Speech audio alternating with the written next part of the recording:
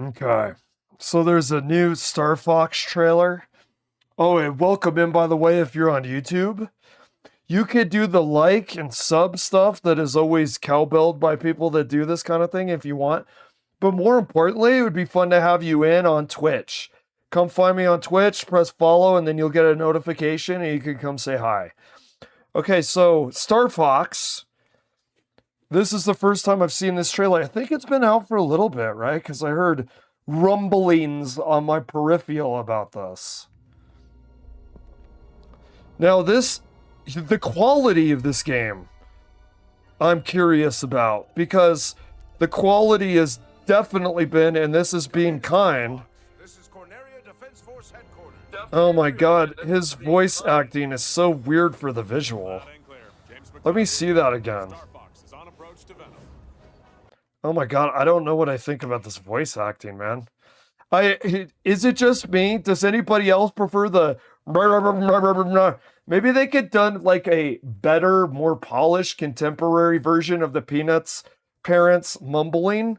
Because honestly, this guy's sounding like a daytime cartoon voice actor on the Disney Channel. Kind of throws me off a little bit.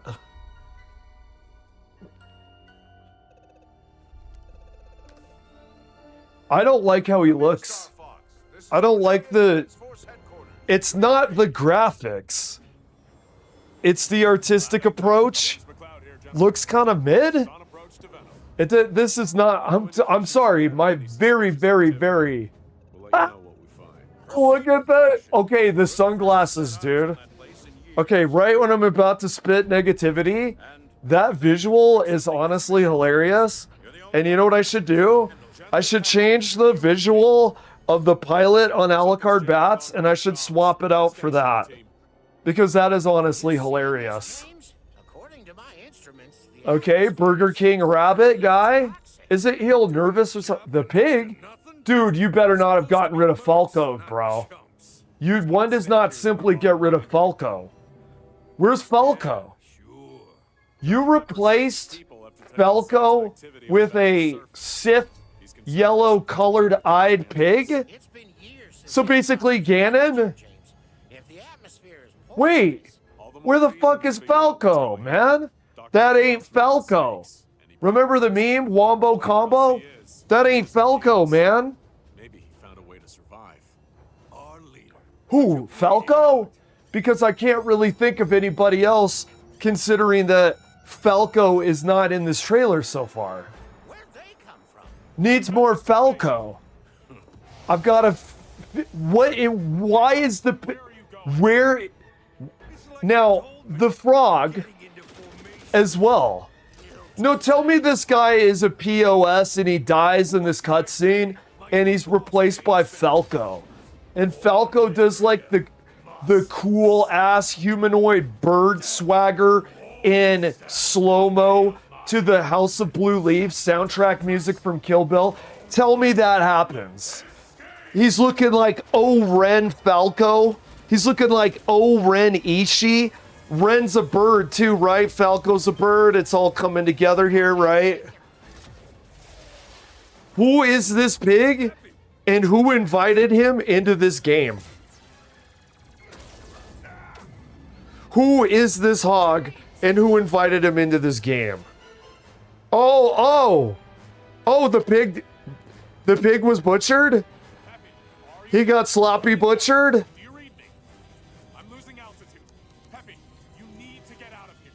I don't like the voice acting, dude. Like, that thing moving its mouth and the Disney Disney TV voice actor with his mouth not corresponding to his not corresponding very well reminds me of Godzilla dubbing, dude.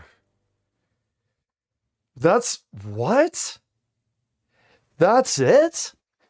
Speaking of someone with a pilot flying around for Alucard Bats, what? This is what their best foot forward is? to sell this game? Oh my god, that is so Star Wars, dude. Think of the rebels looking at the ship and then discussing how to blow up the ship using the photon torpedoes. Okay, that is honestly hilarious. All he needs is like an ice cream cone, and Fox there is reminiscent of Joe Biden with those aviator sunglasses that he did for his, I'm not going to call it campaigning, I'm going to call it marketing, because it's far too cheap, it's far too soulless and money orientated to call it campaigning. And we're doing this job for next to nothing? We're supposed to be mercs, not chumps. There's more at stake here than our bottom line, Big Mom. Yeah, sure. General Pepper says his people have detected signs of... I don't trust this pig because of his yellow eyes, man. I've seen Revenge of the Sith. It's been years since Andros was banished here, James. If the atmosphere is poisonous... If some motherfucker was looking for a Triforce, it would be this guy. And he paid the price for them. But whatever else he is a genius. Maybe he found a way to survive. Our leader, such a bleeding heart. Where's Falco? Honestly, dude, ingesting this more, we're back full circle, like a shark circling in a tank, because captivated aquatic creatures circle around. I'm going to circle around like a shark in an aquarium. Where's Falco, man? Where's Falco at? What can I say? My new boss pays better. I really don't like the voice acting, man. What? All who stand in the way of my vengeance. Was that Dr. Andros? Don't let them escape. Dude, even the voice acting for the villain, dude, it's so cliche and doesn't stand out whatsoever, man. So another franchise that I think is doing a better job is Resident Evil. Now, I know that Victor Gideon has been claimed that he was a bad voice actor. I completely, 100%, and aggressively disagree. I've done it, and then he starts bursting out with laughter, snorts, locks in, and then fucking power walks to the door and slams it, is epic. I don't think we're gonna have moments like this with the voice acting in this game. I'm really not liking the voice acting like at all. I'm really not appreciating it. Peppy, keep an eye on Fox.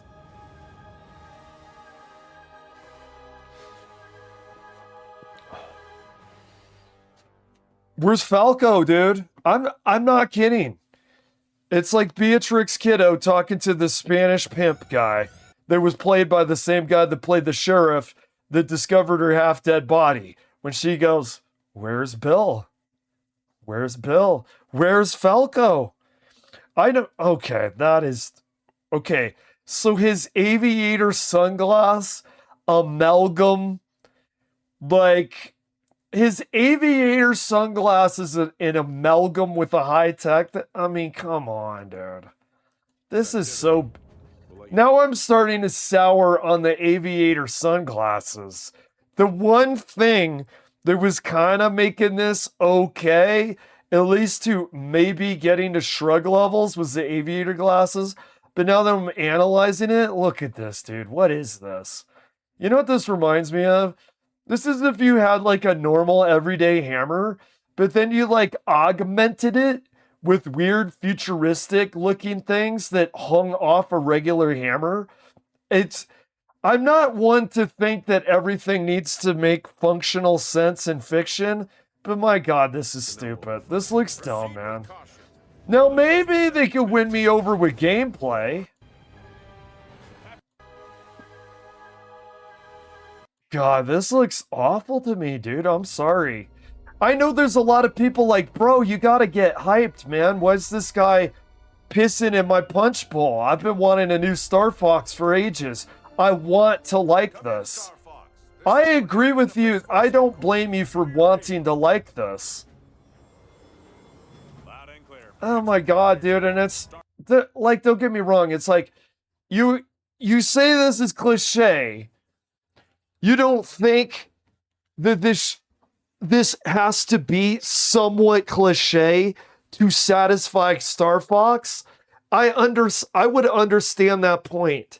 But there's something almost through the motions cliche. Like when you have a close up of the side of his ship and then you zoom out there, it's like, oh yeah, Star Wars bit tired. And then the next shot, oh yeah, Star Wars bit tired. And then the voices, oh, does not even reminiscent of Star Wars. Star Wars and tired would be a pleasant would be pleasant compared to daytime Disney television, the Disney Channel. Like the voice acting reminds me, like seriously, go to the Disney Channel and then do what is it, like Phineas and Ferb? Honestly, the weird mad scientist guy from Phineas and Ferb, arguably whoever plays the voice talent of the Phineas and Ferb mad scientist guy, he does a better job than the voice actors in this Star Fox.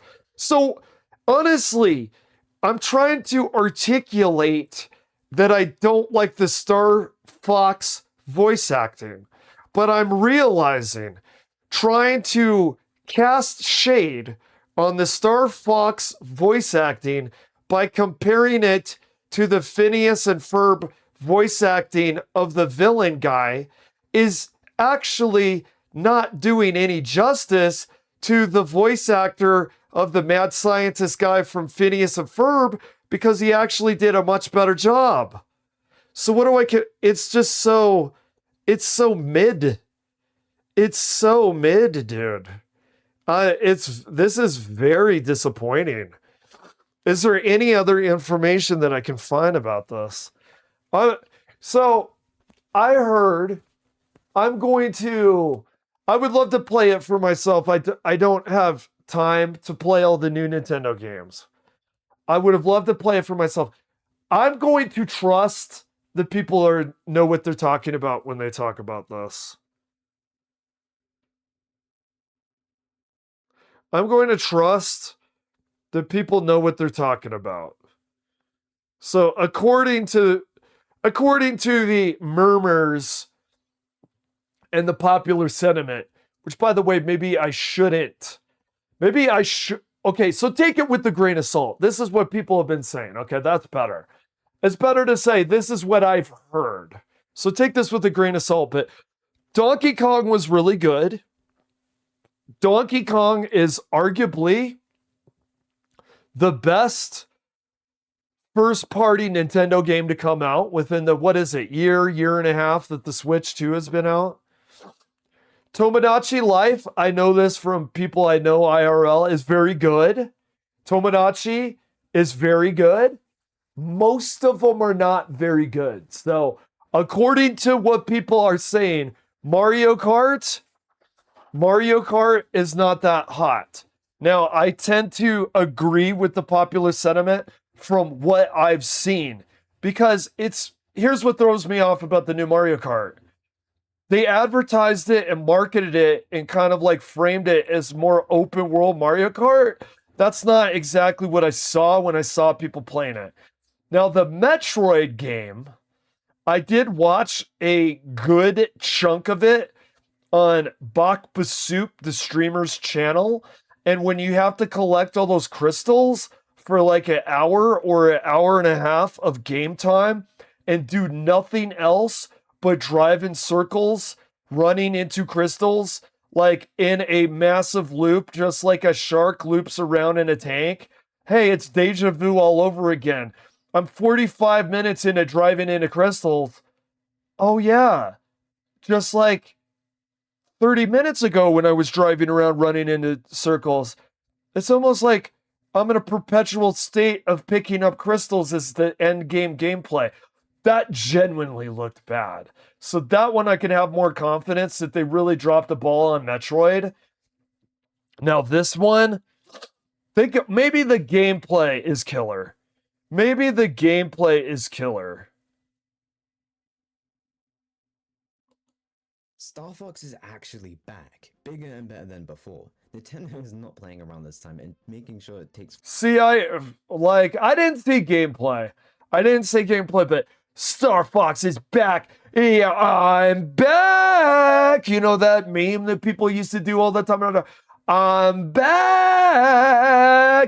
I always come back. And it's bigger and it's better than it's ever been before. Yeah?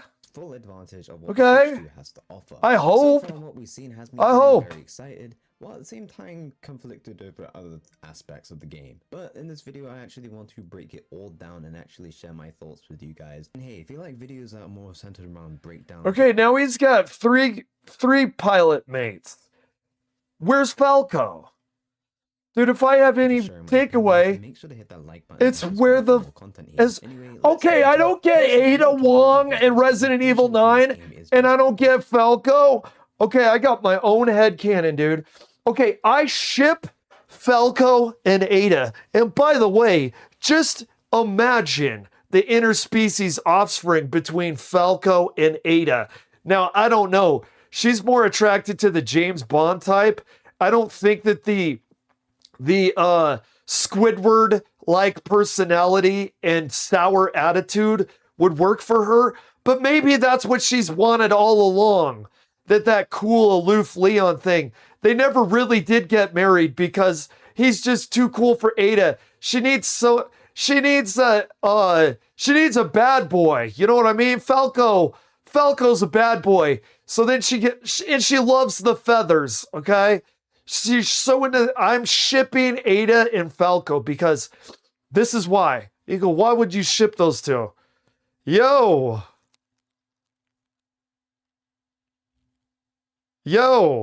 how's it going? TechCraft? How you doing? Okay, so what was I? Okay. This is complicated.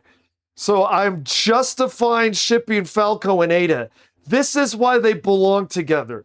Sometimes when people get the dire straits, sometimes when life has been unfair, you know, some people get the meteor on their head, and then other people get the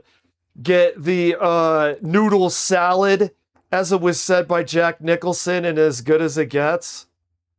Right? Ada Wong and Falco have gotten the meteor on their head and not the noodle salad. So this is something where they could bond through their trauma. Resident Evil 9, which sold megatons of copies, right? Leon has never been more appreciated by the public, right? Leon has never been more appreciated by the public. Star Fox, he is flying back into, pun not intended, he is flying back into people's living rooms on their TV and their Switch 2 console. He is getting people's attention again. No Falco. Leon and Fox have never had it better. The spotlight has shined on them again. When I think Star Fox, I think Falco. I like Falco because he kind of like ties the room together, kind of like the Big Lebowski rug. You gotta have Ada in Resident Evil. I know some people say, really, dude? Some people still think that's an issue. Yes! When I want a peanut butter and jelly sandwich, don't hand me a peanut butter sandwich. Leon is the peanut butter. Ada is the jelly. One doesn't simply just leave the jelly in the refrigerator and smear peanut butter onto the bread, okay? And then say, here's your sandwich. No, I want my Ada. I want my Falco. So this is why we're shipping Ada and Falco. If you think you're too good for Ada and you think you're too good for Falco, then fine. Falco will swat the dust off of his feathers and move on, like they indicate that you should do if you're a Christian and you're trying to proselytize and people tell you that they don't want you around. You dust the dirt off of your leg pant or whatever and you move on. He will swipe the dust off of his feathers and move on. Ada will go psh, and then swagger off. Swagger just like O'Reilly, she swaggers into the blue House of the Blue Leaves, and they will swagger into each other's life. If Resident Evil and Star Fox think that they're too good for Ada and Falco, well, so okay, let me see if I'm getting this message. Well, so you know what? Good riddance to bad rubbish. They can have each other. If their franchises think that they're too good for Ada and Falco,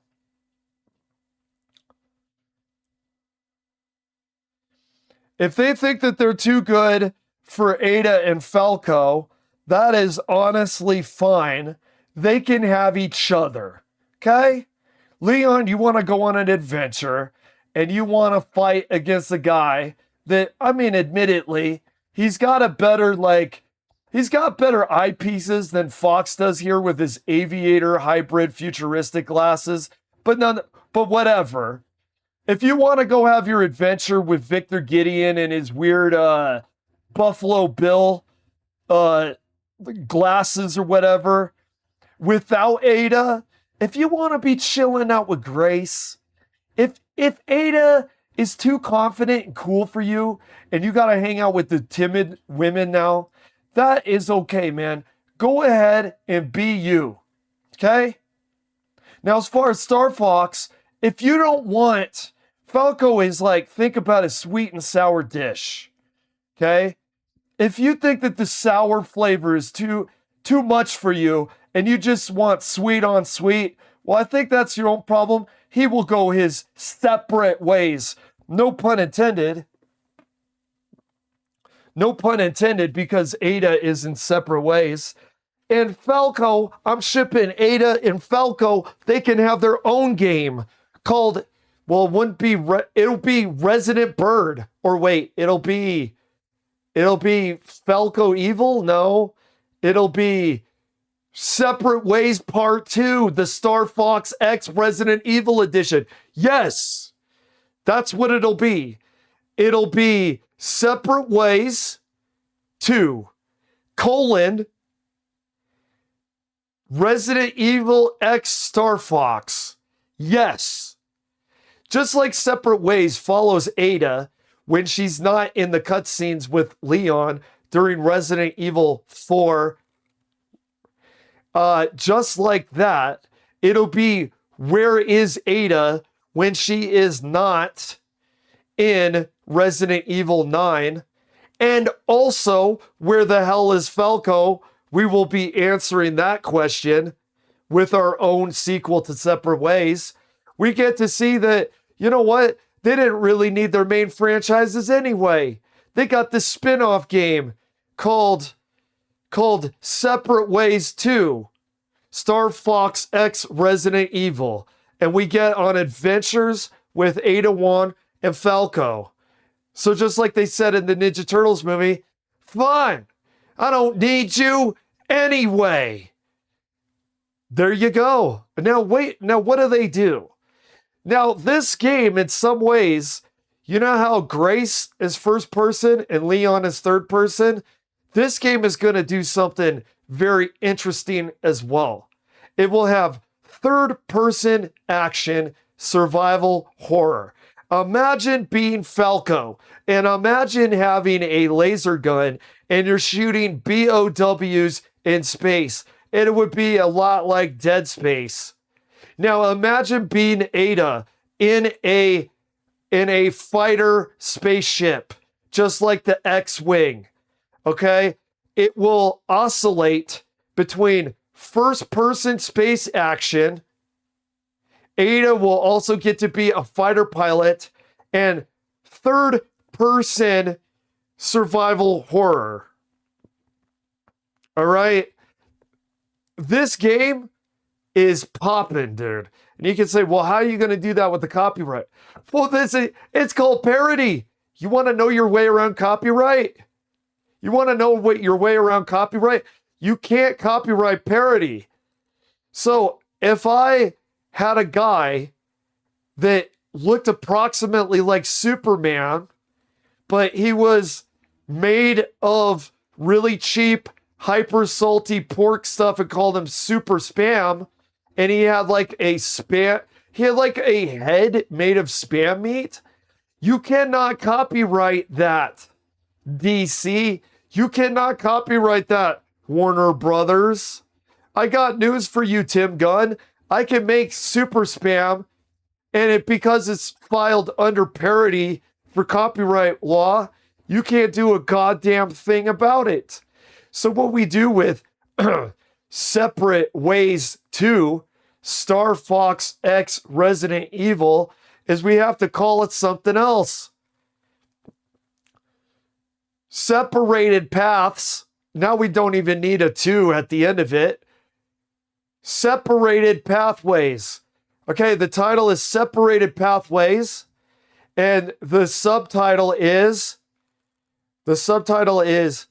Ada Bong, okay? Because we're going to actually make this version of Ada Wong a habitual pot smoker, and we're going to kind of have Cheech and Chong like vibe that is hybrided into the Ada Wong style character. Ada Bong X. What if we just, instead of Falco is a shortening of Falcon. So why don't we shorten Falco and just call him Falk? So it'll be called Separated Pathways, colon, Separated Pathways, colon, Ada Bong X Falk. Okay? And you still make it third person survival horror shooter where the character Falk, just make his blue, you know what you do? Make his blue feathers red, make Ada Bong's dress blue. You just color swap, dude. You just do the swap like they did with Street Fighter 2, where you swapped everybody's name.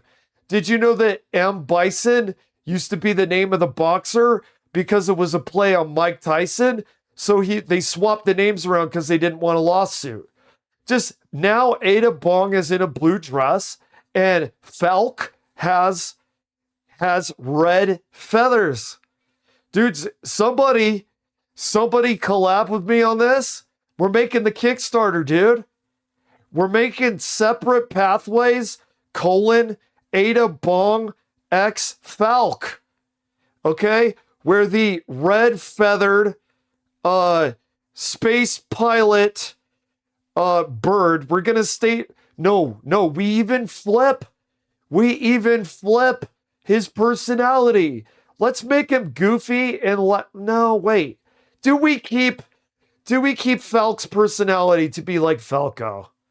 Do we keep his Squidward? No, we gotta keep his personality. We can't simply just change his personality. We keep it.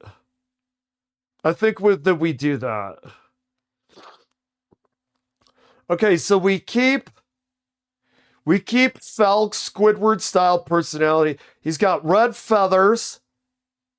He's also going to pilot a X-Wing ripoff style fighter ship in space, but he's also going to be on the ground level doing a third-person survival horror.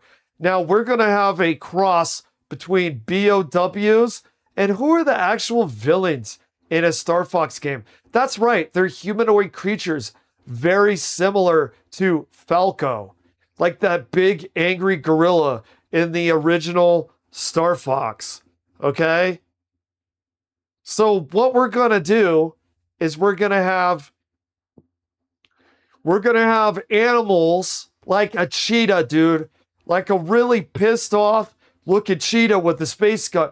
Imagine a firefight with laser pistols between a sci-fi pissed off cheetah that has, by the way, much better voice acting than the voice acting of this Star Fox trailer, versus a Ada Bong, who right after a couple hits from her bong, you know how you've heard of drunken boxing? She does stoned firefights. She gets baked off her ass because she thinks it helps her psychologically stay calm in a firefight. So she gets baked off her ass, smoking from the bong, and then she starts shooting against the cheetah. Imagine that, dude.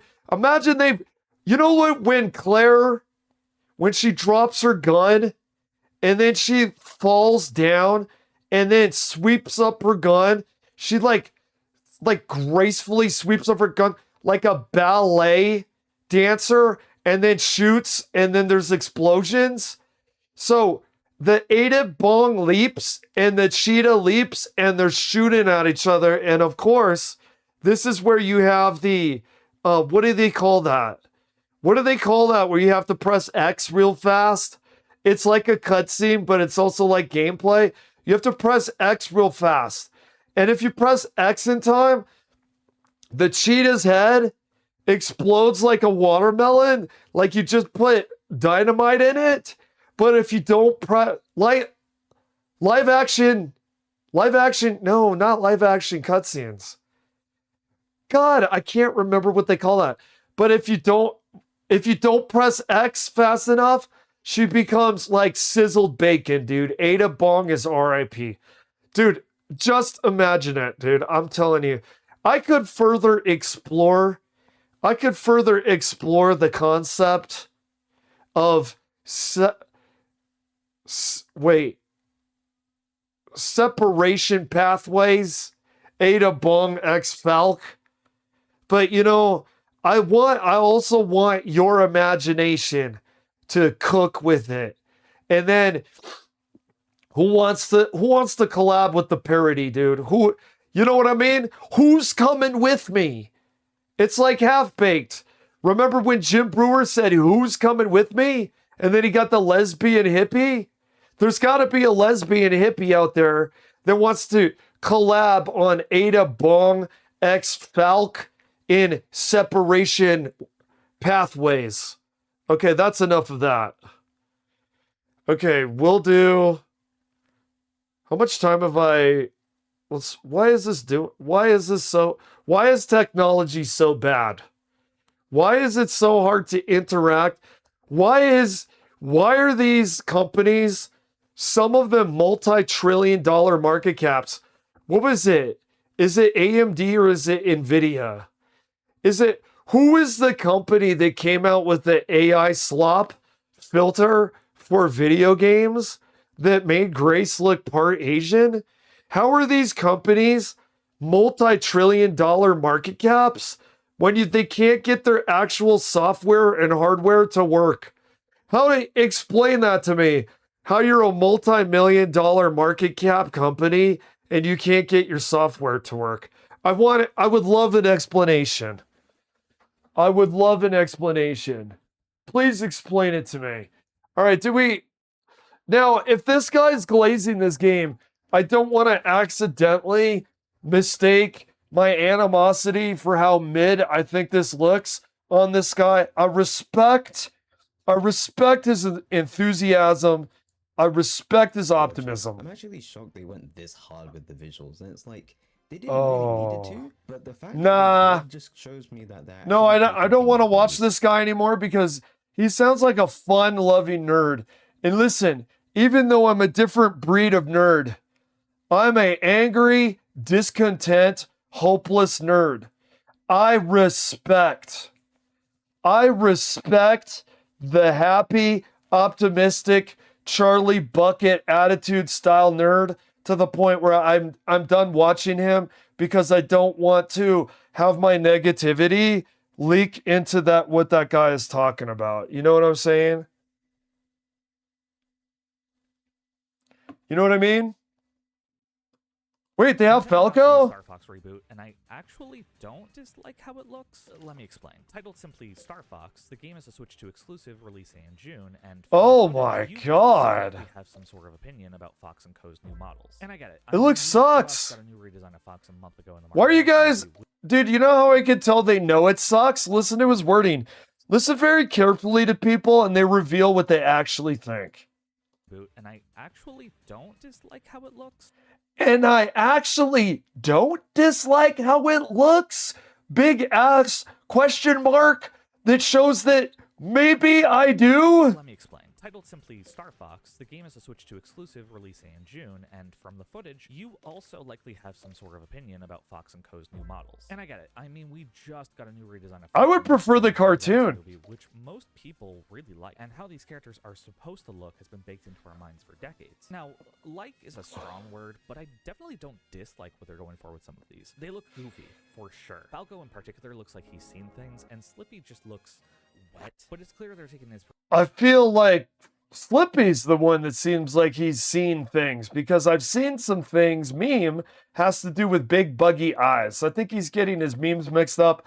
But like I said, let's not pick on other nerds too much. Now, what's this? Burn. I mean, and I know you're an exec producer on the project, and like you guys sort of maintain, you like to sort of shepherd in the talent, I guess. Am I right in saying that? Like, yeah, the directors who come in and direct the movies. Like as much. This guy's hair, bro. Carlos from Resident Evil fell asleep and this mega ass Chad shaved his hair while he was sleeping because Carlos was drunk on tequila because he had PTSD from the zombie apocalypse and he had to drink away his pain. He had a whole bottle of tequila. He was so drunkenly asleep. This guy shaved off Carlos's hair and glued it onto his head. He looks like an absolute mega Chad, dude. This hair, I don't think this is Carlos's hair. This is more Chad than Carlos's hair, dude. This guy's got a fucking amazing hair. As we can within the Evil Dead confines. There's a few rules that, we suggest that they follow. Most of them did. Some of them didn't. Oh, really? And some are just fun, creative suggestions. We have our old library from the first Evil Dead. Okay, I'm sorry, I'm bored. I'm making content here. Maybe if I was off stream reacting to this, we had some rules and we had some rules that they followed and they didn't follow. And I forgot to drink my cup of coffee before the interview. Normally, I'll have a cup of coffee before an interview. I'm actually a really good actor. Alucard Bat's criteria for a good actor is watch an actor perform and then watch an actor in an interview. If they're way more entertaining in the movie, they're a good actor. So Bruce Campbell, by that definition, is a great actor. I'm way more entertaining when I'm performing than when I'm in an interview. Someone like Jeremy Irons, you think he's a good actor. You would think he is. But watch him perform and then watch him in an interview. And I'm telling you, he's more entertaining. He's more entertaining in an interview. Meaning, he's a bad actor. If he can't make a performance better than he acts IRL, he's a bad actor. Bruce Campbell, on the other hand, I'm more as interesting as watching grass grow when I'm talking IRL, but then when I'm in a movie, I'm a super Chad badass. Therefore, by Alucard Bat's standard of what is a good actor, I'm a great fucking actor, because look at how boring I am in this interview. Okay, let's do... John Carpenter's an interesting guy to listen to. He's an interesting guy. He's a little bit of a fussy guy, but he's understandable, and he's actually very humble. He'll say, if the movie didn't do well, if the audience didn't get it, that's my fault, not the audience. That's a very humble way of looking at it, and I think a very accurate way. I wonder if I've seen it. Let's see. Tell us, Charlie, what's the best movie? The movie of 2026 was going to be a horror film. I would have poked in the eyes like Captain Insano and told you to get. Why would you do that, though? Because horror movies have some of the best movies ever made. Really? But now look at us. You think so? Farting and shitting in the reality where the best What? movie this year really might just Farting and shitting in the reality?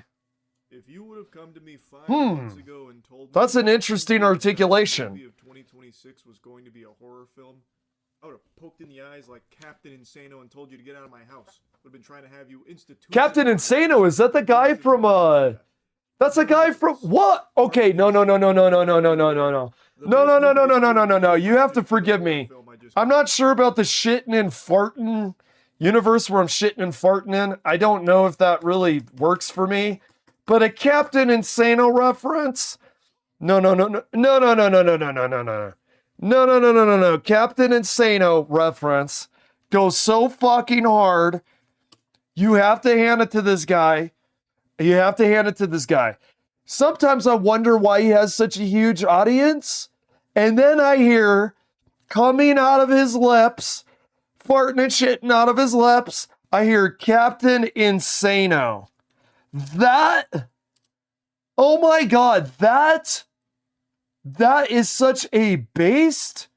That is such a, oh my God, bro.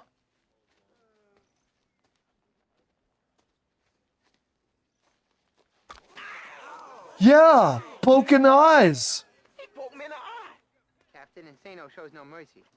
My God, that Waterboy reference is fucking beautiful, man. That water, you know what's funny too?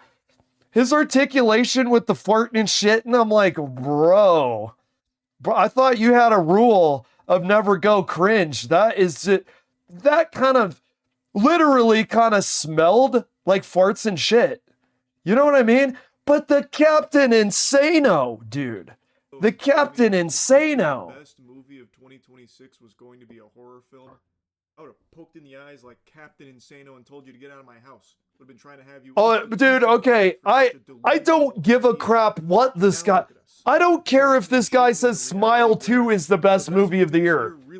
Captain Insano reference, man. Obsession. A lot of people have been glazing it. I'm sure you've seen a lot of the hype around it, and I know I've been very vocal, and you're probably tired of hearing me whine and squeal about how exhausted I am of this marketing tactic, specifically in regards to horror films where everything. No, I'm just gonna end it here, dude. Dude, the guy made a Captain Insano thing. So when I used to play DBD, I would do this thing. What the fuck, dude? Oh my God. Look at 50 Cents as Balrog, dude. What in the hell? Japanese M. Bison by okay, here's your nerdy hipster trivia for the day. It's actually M. Bison if you're doing the Japanese version. Oh my God, dude. Look at his face, dude. Look at his face. I'm losing my voice. That the face is so hilarious, dude. What in the fuck? Oh my God. What? Look at his energy on the, oh my God. Balrog is supposed to be a young, violent, reckless boxer. No, this is the best casting ever, man. He's gonna poke you in the eye like Captain Insano. But how's he gonna do that, though, considering he's wearing boxing gloves?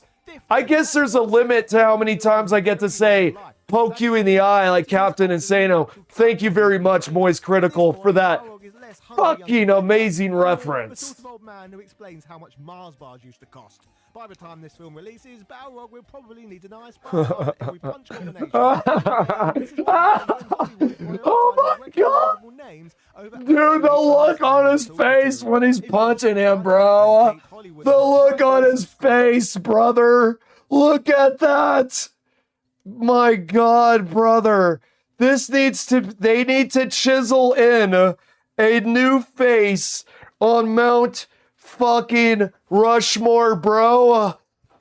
They need to chisel a new face on Mount fucking Rushmore. Look at it, dude. You got George Washington looking stoic. You got Abraham Lincoln looking stoic. You got, I don't know who the hell else is on there. Benjamin Franklin's demise. I don't know, man. And then right next to whoever the other, people don't know who I am anymore, president, right next to his face, you need Not Balrog. Not Balrog. You need 50 cents Balrog, and you need to chisel into that mountain this exact expression, like verbatim, dude. This needs to be on Mount fucking Rushmore. 50 cents, I punch you, aggressive looking face from Street Fighter. This is actually, dude, this is pure cinema. Cinema as in movies. Martin Scorsese says, we need more cinema. We need less like roller coaster ride popcorn and soda films. Popcorn movie. We need more cinema. Here's the cinema, Marty. Here's the cinema. Right up in your face aggressively, dude. This is the pure ass cinema that we've been looking for, dude. Weapons, not the cinema I've been looking for. Street Fighter with 50 Cent chugging from the champagne bottle and then getting the most hilarious looking aggressive angry face while he punches somebody. Look at the hair, dude. Look at the hair. Oh my god. Oh my god, it's got that podcaster guy. One of the dude bro podcasters that glazed Donald Trump's orange rimmed asshole. They got him on the sidelines. That's amazing, dude. Hey, you want to watch some Hassan? Here, I'll spare you. Okay? You got 20 seconds? I'll tell you what the 9 minutes is. Israel, Israel, Israel, Israel, Israel, Israel, Israel, Israel, Israel, Israel, Israel, Israel, Israel. How'd you like the Hassan content, dude? Was it fun? How'd you like? Are you angry or are you backing him? You either really hate the guy or really love the guy. I could tell why, because he says Israel, Israel, Israel, Israel, Israel, Israel, Israel. I've tuned in before. You know what I heard? I heard Israel, Israel, Israel, Israel. Imagine you're a hyper-educated avant-gardist in grad school learning to write. Right. Screen gets all fuzzy now as the viewer's invited to imagine this. Coming out of an avant-garde tradition, I get to this. You know, you may think this guy's pretentious, but is he fucking wrong? You talk about education, you're gonna start hearing a drip. What's that dripping sound? I started talking about grad school. I started talking about learning, and then I started hearing a drip. And I looked around and I saw a red puddle with some matter that looked like meat and sauce from spaghetti. I go, what the hell? I was talking about intellectual stuff. I was talking about grad school. I was talking about learning, and I heard a drip. And now I'm looking at this thing that looks like spaghetti sauce. And I follow the drip upwards, and I notice it's dripping out of a normie's ear. Oh my God, that's what it is. It's not spaghetti sauce. It's a normie's brain melting out of his skull and dripping through his ear like a leaky fucking faucet. It's not that people like David Foster Wallace are pretentious. It's because the average person is a fucking idiot. That's why that suddenly their attention goes wavy, brother. Because the average person is scarily ignorant, scarily undereducated, and frightening and dangerous. Okay? That's called the truth. All right, keep talking, David. Not at all interested in postmodern avant-garde stuff. Now, there's an interesting delusion going on here. However, they're not interested in postmodernism, David Foster Wallace, but they behave in a postmodernistic style in a way that is hard to observe, but once you see it, you can't unsee it. Part of postmodernism, it rejected the old objective truth paradigm, the objective truth belief that really you could have an objective analysis, you could have discursiveness explain reality. Postmodernism rejected that and said, my truth is my subjective truth. I create my own truth. There is nothing more postmodern than conspiracy theory culture. So even though they do not want to discuss postmodernism, the idea of creating your own subjective truth and then taking legacy media or sciences or the so-called objective truth that you're told, throwing it in the garbage and say, my subjective truth is there are reptilian aliens among us. These reptilian aliens are called Nephilim. They're coming to get you, Barbara.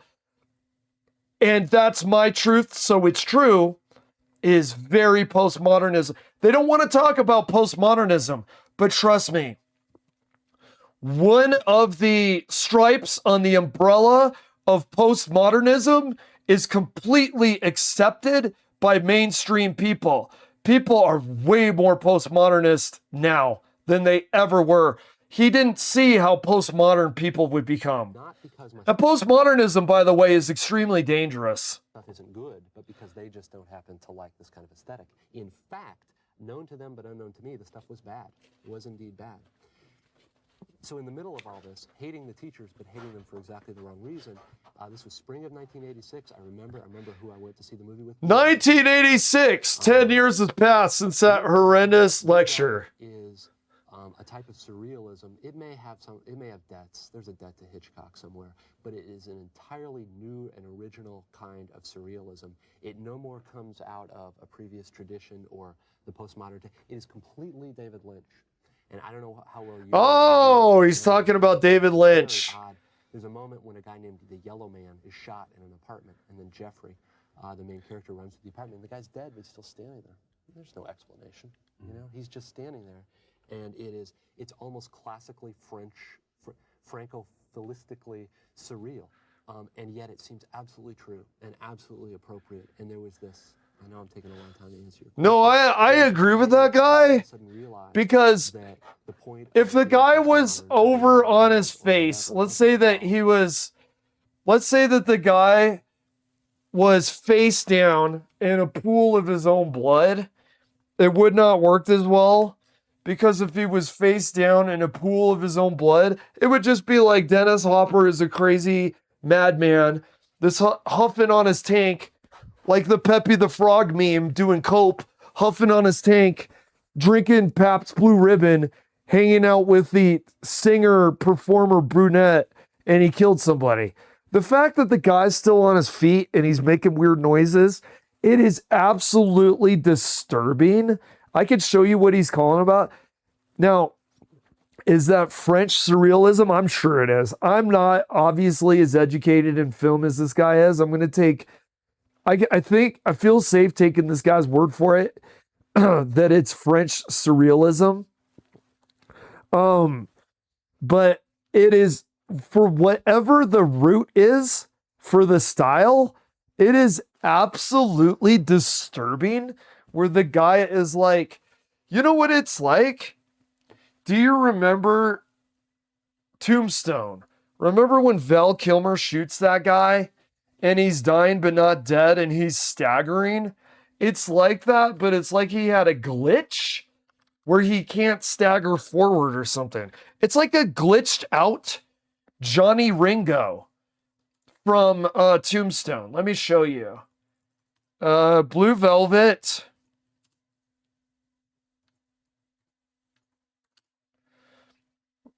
Blue Velvet. Dead guy on feet? Yeah, Dead Man Standing. That sounds like a good title for something, man. Yeah, absolutely.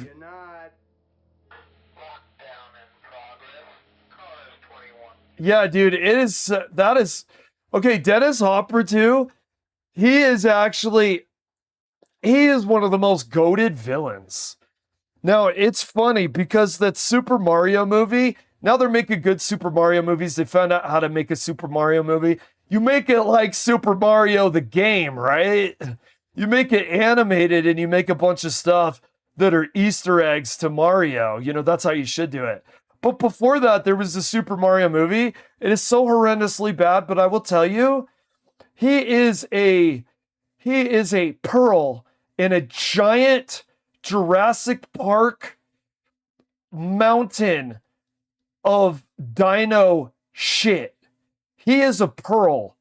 And I say dino shit too because there's a bunch of dinosaurs in that movie. He is a pearl in that movie. I can hear your fucking radio, you stupid shit. Oh my God. 1 fucking second to live, buddy. Okay, so there he's doing the. There it is. Dude, that is so fucking freaky, dude. Look at how he's. Look at how he's like swaggering, dude. What? And then he takes him out anyway? Look at this. Dude, it's so disturbing, dude. It really is like surrealistic. Look at. Dude, I can't even look at it anymore, dude. There's something about like if you just had the guy's a killer and dead bodies. What movie doesn't do? Look at that, bro. And he's just standing there like that. With the pained expression. Is that supposed to be from a bullet hole? I don't know, man. That is freaky. David Lynch really like at the height of his powers is pretty amazing. It makes you wonder why they don't do. Why doesn't someone like copy that and maybe even like make it even more Dead Man Standing? Like, what would you do? Maybe have like, like, oh, I got a combo, dude. I got a combo. Think about Lucy Liu, okay? Think about Lucy Liu from Kill Bill. I guess we're going to be referencing Kill Bill a lot today. Think about Lucy Liu from Kill Bill. And think about when she got scalped from the Hattori Hanzo sword. And she's standing there and talking. Oh, this truly was a Hattori Hanzo sword. She has the revelation after getting scalped and having her brain peek out of her head and get snowed on because she's outside of the House of Blue Leaves. The way that she's standing there and talking. Okay? Maybe make a combination of that and the Dead Man Standing from Blue Velvet. Maybe have them have a monologue. Now, here's the thing. You think that actually, yeah, that's surreal feeling. A guy standing there doing a monologue where a piece of his head is missing, like O-Ren Ishii. But check this out. If you read Storm of Steel, that was, and I believe this to be true, I don't think this guy was embellishing. It is a memoirs of a German soldier in World War I. There was a soldier that kept trying to shoot a Englishman in a turret, and he ended up taking a bullet in his head. And he said that the insides of the guy's head was coming out and it looked like eggs. And he said when they were carrying him away in the gurney, he was rambling about stuff like word salad. So maybe you take the real life horrors of World War I, you take a piece of somebody's head missing, like O-Ren Ishii, and you have them standing while they're delivering a monologue. Now, your word choices, the dialogue that you choose for this, my God, you could make it so unreal levels of creepy and surreal if you did it like this. I think that would be pure freaking cinema, personally. Personally, I think it would be pure cinema. Okay, I'm telling you, these phones, man. How are you guys $1 trillion companies? How are you $1 trillion company? How do you have $1 trillion? How do these tech companies have trillions of dollars? They can't get a fucking screen to show up on a phone. How are you in McMansions? Like you're deciding on what McMansion you're going to stay in tonight? Which part of the world you're going to live in for the next 3 weeks? How do you get that privilege when you can't get the shit for the everyday man to work when he's holding it in his hand and he's looking at the screen? How are you afforded the privilege of living like that when you can't do your job? Make that make sense to me, dude. Make that make sense. Okay, here we go. Johnny Depp has no real personality. What is this, some kind of hater? That seems like hater level. There's the fine line between social critique and I'm a hater. He seems like he has plenty personality. Drunk unk. He has drunk unk personality. What, am I wrong? I mean, look at that court case thing, dude. That was all drunk unk personality. Okay, we have to...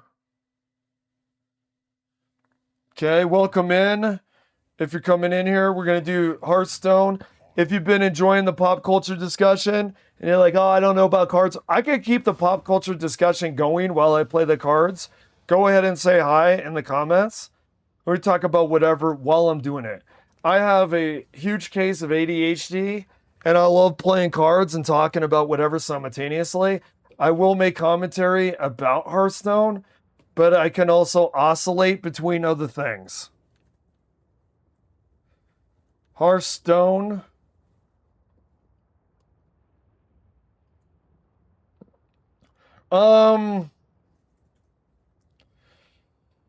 If you can beat my paladin, I will put on OBS that you are the quote ultimate bad asterisk asterisk asterisk asterisk. Okay?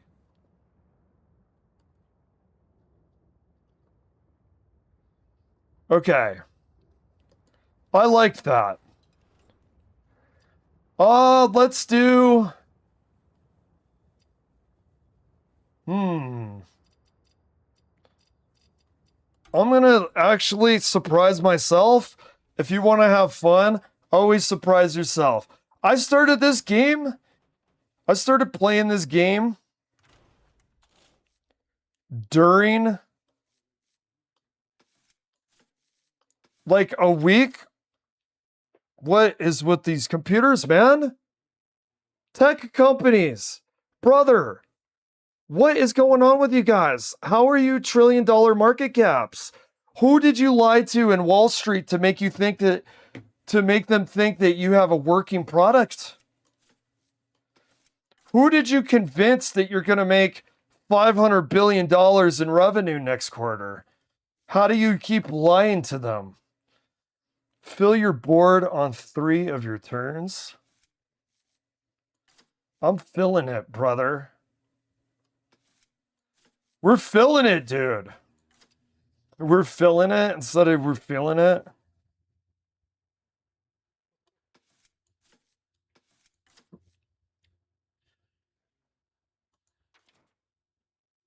Deal 3 damage if you played a minion while holding this. Gain 5 armor. Okay.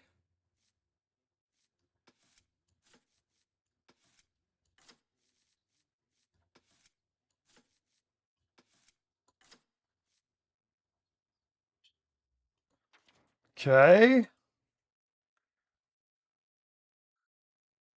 Give a minion taunt and 2+3. Imagine that with eggs.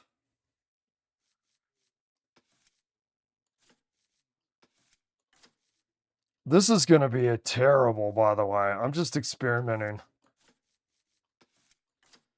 This is like, we're already to 18.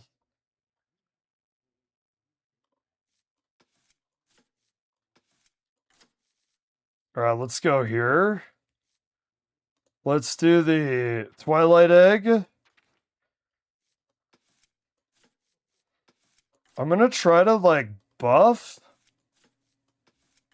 Oh my God, you just run out of space. I know this is I know this is massively idiotic build. It's massively idiotic. I'm aware.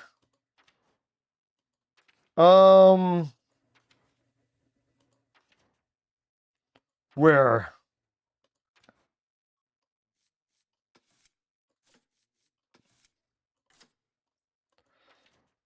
Okay. There it is. Okay, and then we do Bashana. No, this is a water-brained... Wait.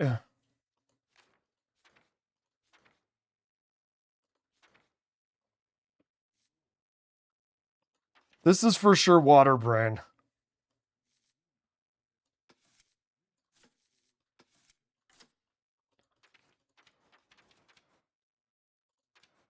Oh, where are you, Bashana? You're 7, right? There we go. I think you need... Dude, it's so funny. Nicholas Ruffin was talking to the guy... I'm spacing his name right now. He was talking to the guy that did,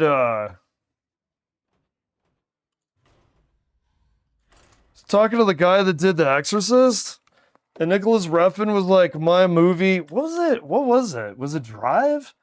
Was it Neon Demon? Was it Only God Forgives? I don't remember which movie it was. But he was like, this movie is genius. It's one of the best movies ever made. He was saying about his own movie. And the guy that made The Exorcist said, we need a doctor in the house. Anybody know a doctor? Anybody know a good doctor? We need a doctor in the house. Because he's basically saying this guy's crazy that he's talking that way about his own movie. That guy just had hubris. He doesn't really need a doctor, much less a head shrinker head doctor.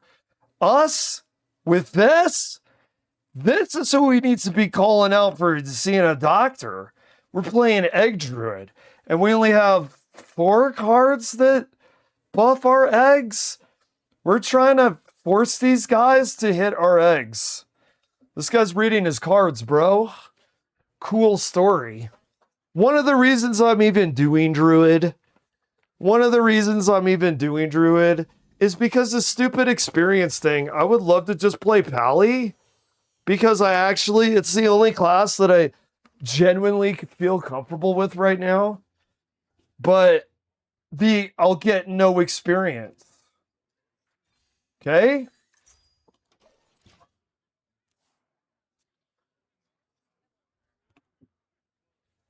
Now, what we're going to try to do is we're going to try to get eggs out there, and we're going to try to buff the eggs. Oh, with taunts.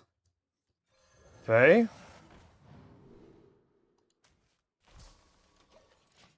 Now, remember, if we get the Ashworm out,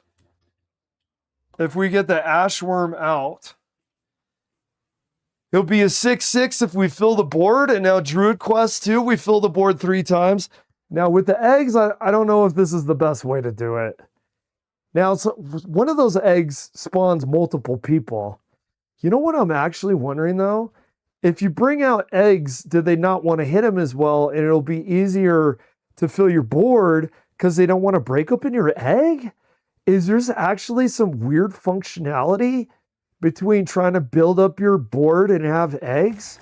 Because if you just cowbell a bunch of eggs, are they going to go, no thank you, come again? I'm not sure about that. I guess this is highly experimental. I like experimenting with games like this. I think just copy and pasting meta is very boring.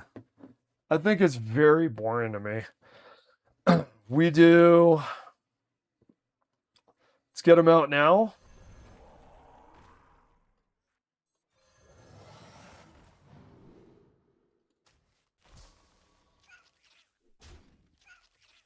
I don't know. Are we going to be able to fill the board like this? I wonder if there's some key cards that missing make it harder to do. Okay, he's got the mage spell that has the... Okay. Ooh, dude, do we get it now?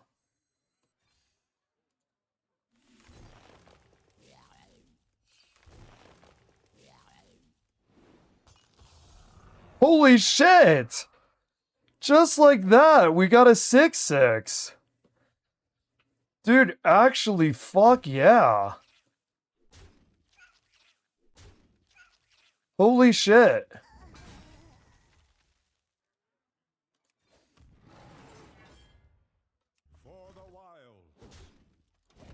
Okay.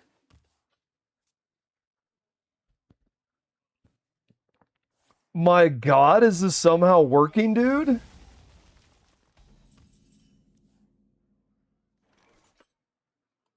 Too bad we can't go face.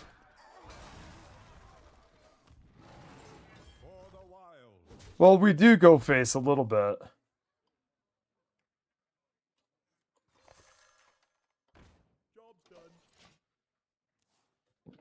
Okay, and then if we draw a card, I think we need more buffs, right?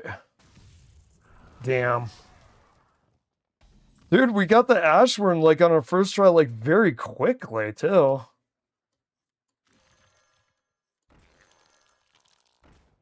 This guy is probably like, what are they doing, dude? What are they doing? I'm making warlocks blush with all these eggs, man. Okay, we do this.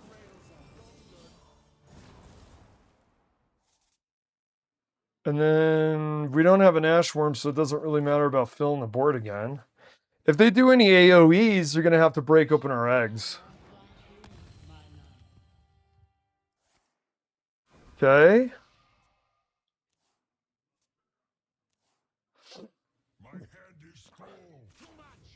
Ooh, he's too full. He is too freaking full.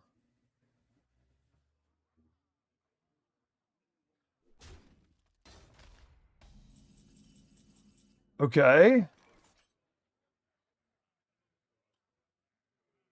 Cast. Deal 5 damage to the lowest health enemy twice. Restore 12 health randomly split among all friendly characters.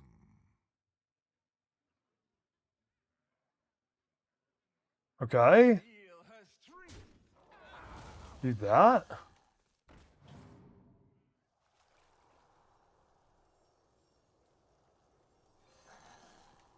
Who do we want to do here? We'll do them.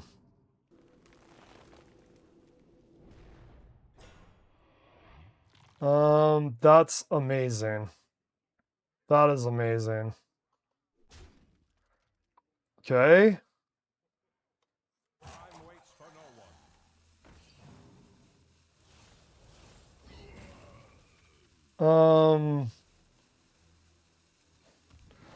Dude, why does this actually feel like it's okay?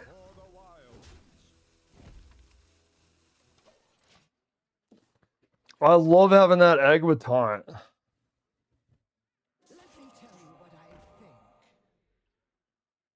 Oh, he's got the spell. I don't see that dragon very often. I've used that. He's got, he increases his, spell damage by 2. I like that. That's base, dude. You don't see that. You don't see that mage dragon very frequently. Okay.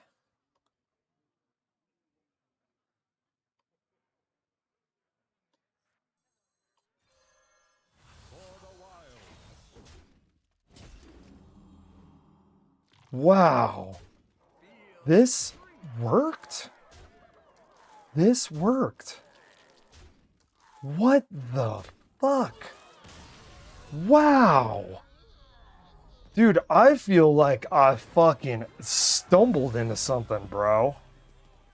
I feel like I stumbled into this. Because, am I wrong? Am I wrong?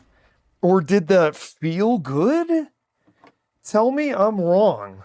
That didn't do some shit. Now, one could say, well, your opponent sucked. Okay, I mean, I'm not going to say the guy was Regis cracked. And yes, I'll mention Regis because Regis is my favorite content creator and my favorite person that makes content on YouTube for this.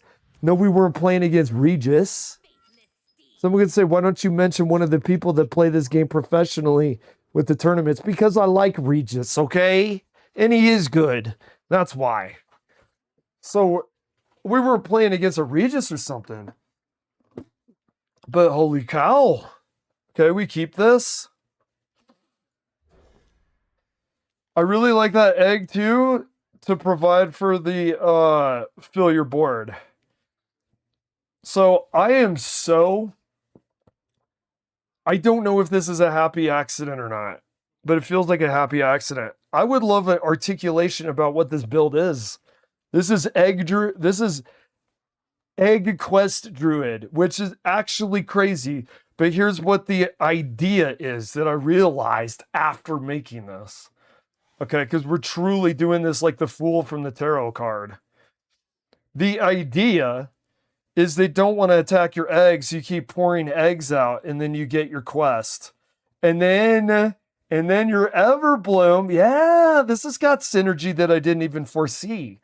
Your Everbloom gives your eggs attack. And now they force you to open your eggs. What's going on, Mr. Warlock? Oh, I hope he's got eggs. I really do.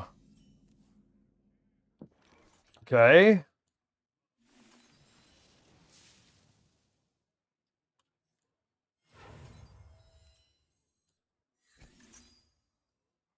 Gain a temporary mana crystal. Damn. We did a lot there. We got our quest on the board. We got 3 bodies. Dude, I'm actually having fun with Druid. God, I feel like I stumbled upon some like magic item in some like Oriental antique shop or something, man. I feel like I stumbled upon a magic item in an antique. I feel like I stumbled upon a gremlin in the Gremlin movie and I bought it from an Oriental antique shop. Oriental is not the proper nomenclature. Whatever, Walter. Okay, we'll do face. When you build mega board, face is always the way that I've noticed. Okay, we're going to start having those eggs incubate. By the way, we're using some based eggs. You always see Kalos. That's cool because we're using it as well. But we're using some eggs you don't normally see. We're also using eggs you don't normally see. Okay. Oh, we have a Rafam Warlock in our midst. Okay, we do... Let's do... Who do we do first? Let's do this one. By the way, our whelp now is growing stronger. Our whelp and our twilight egg is growing stronger. We're doing egg druid and we're doing mega egg druid because I've noticed people that do eggs, you see kilos, right? That's egg. They use that egg as like the holy grail of all eggs. And they're trying to use it as a win condition, which is respectful. You gotta watch out though, bro, if it's a shaman with the hex. Woo! All it takes is a shaman and a hex to make the Kilos egg about as effectual as the current presidency. Okay, we do 2 of these. We keep going face. We need to buff those eggs. That's what we're hoping for. We need to buff the eggs. We get an egg buff for all 3. Then we'll be talking because then we can actually trade and break open the eggs ourselves.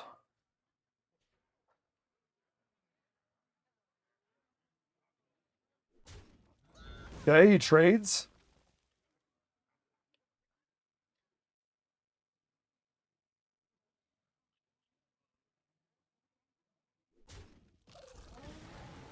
There we go. That's actually really good synergy with the rest.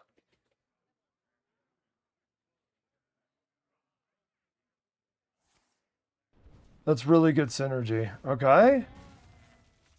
He is taking care of it. Okay. Now imagine, okay, and he hits himself.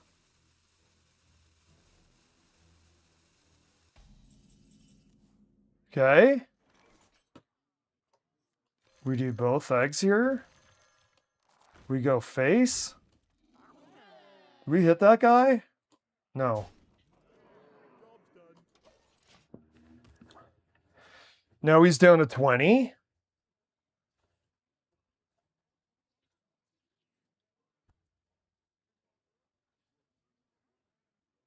Dude, egg druid? Now, egg druid. Like a big emphasis on egg druid. We're using eggs you don't normally see. Now, if you use the druid buffing, and you're using these eggs, you can trade to break open your eggs, or you could go face and force them to break open the eggs yourself. They're sticky, they'll turn into something else. I have noticed using this deck, I've noticed that these people become extremely confused about what to do.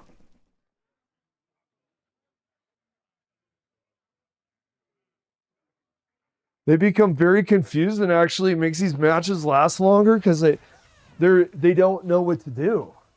They're not used to seeing this something.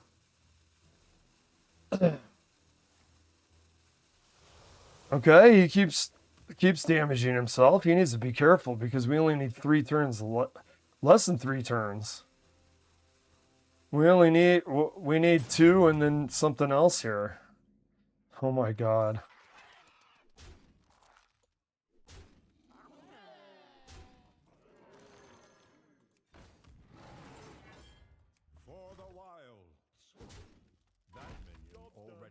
Okay. 4, 8, and then our hero power. If he doesn't get rid of these threats, he's dead. Okay, but then it... Yeah, dude. Wow. I see. That was clever. I don't know if it's enough. Yeah. Brother, dude. Fucking brother. We just stumbled upon something that works here.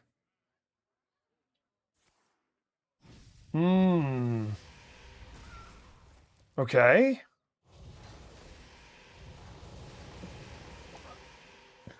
Oh my god, bro. He's getting close to death's door here.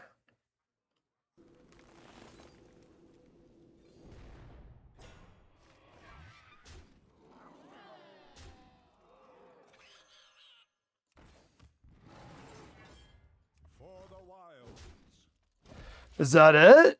Or does he have some board clear? Now we have 7 health. We have 7 health on our taunt. Oh my lord, dude. We stumbled upon something here. Okay. Fair enough. Need a little bit more than that. You need a little bit more than that to survive, my friend. A little bit more to survive. There you go. We got 2 wins in a row with the most insane build. Maybe I should put that in the OBS. Insane egg druid build. Okay. This is actually, bro, this is accidentally based. This is happy accident.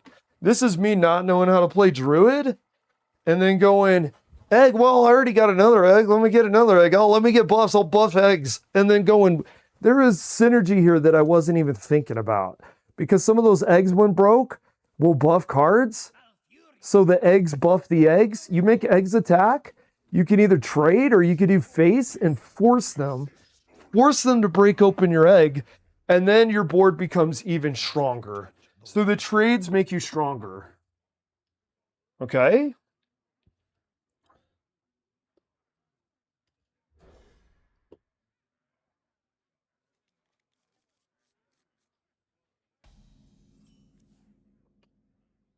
Okay, we do the quest. This is actually, dude, watch we get a win streak doing this. We'll get a win streak doing this, dude. Just watch.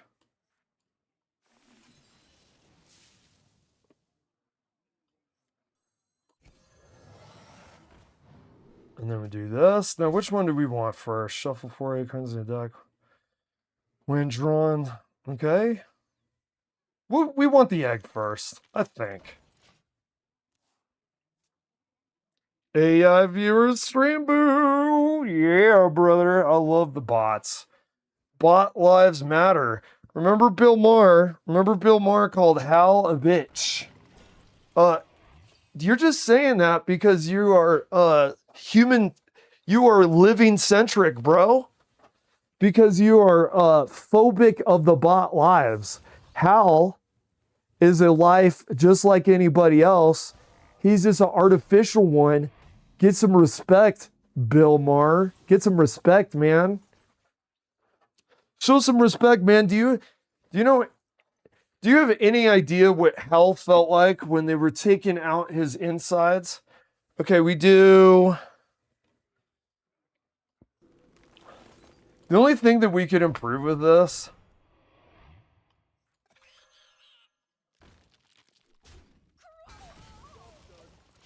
The only thing that we can improve with this is we need to draw more.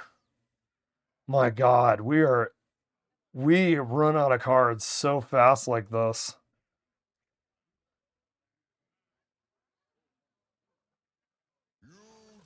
Dude, I've noticed this throws people for a loop, and I've noticed people having a really hard time. Just like, oh, there we go. This will good. This is good. This is good. Give a friendly minion for each. Oh, okay.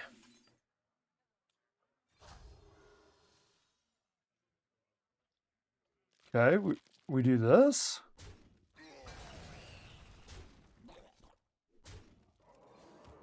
We got 2 taunts with damage. Do I?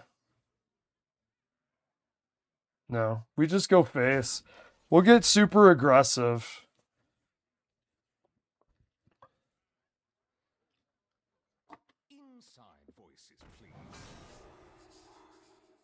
What was that about? Asshole. Asshole on your, what are you doing? Your bookshelf or some shit?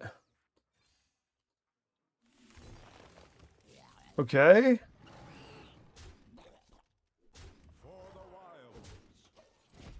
He's down to 18. We got 2 armor too, which is better than a sharp stick in the eye.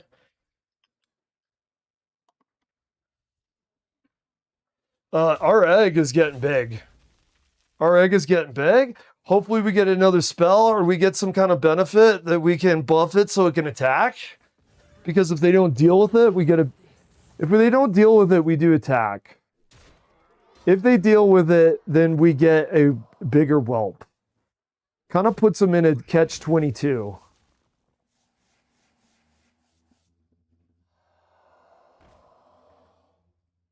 I actually think as far as the RNG goes, our last round, that was actually insane. All the egg stuff that we had there. Now, I wish that we had a little bit more buffs on the eggs. He's going to start catching up now.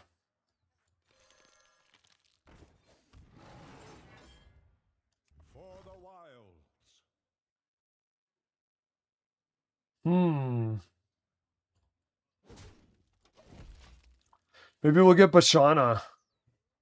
Yeah, actually. Oh, really? Why though? Oh, because they don't want it bigger. I see. Okay, I can deal with that. I'm actually a little happy about that. I was getting a little nervous that he was going to start getting too aggroed on our ass. I was starting to get a little nervous. Okay. Very nice.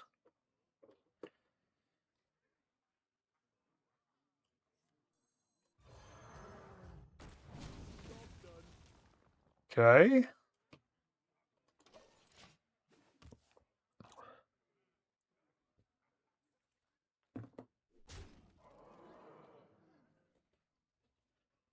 Man, the priestly bald looking dude, like Siskel bald looking dude with the books.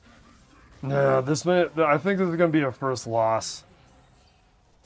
We need more card draw on this deck. We need more card draw. Yeah. Yeah. Hmm.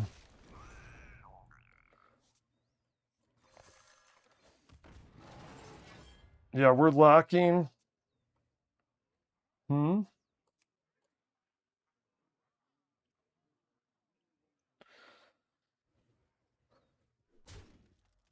Uh-oh. Yeah. Some of this was draw, some of this is the obvious weakness of this deck. The obvious weakness of this deck is we don't have enough card draw. When we run out of cards, it's over, man. It is over when we run out of cards. So this is 2 wins and a loss. I'm assuming this is a loss. Some of it's card draw, some of it this guy's good, some of it definitely some is card draw. Like if we had a Bashana, this could like spin it around. But this is not doing it, and we do not have enough cards to deal with the amount of mana that we have. For the wilds. That's not a valid target.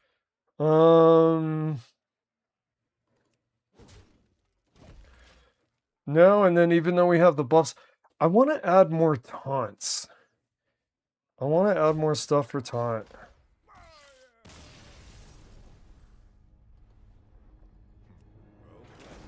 Okay. Let's see. We need more buffs. Let's go to Druid. Druid.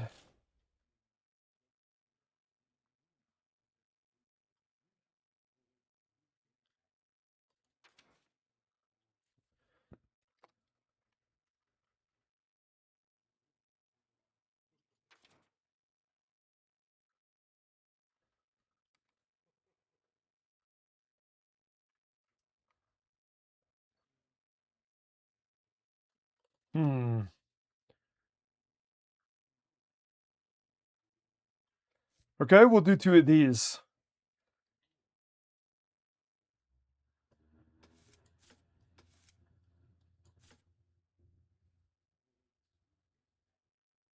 And then who do we want to get rid of?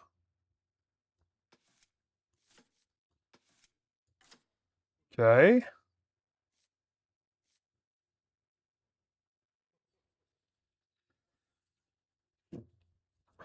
Okay, I like that.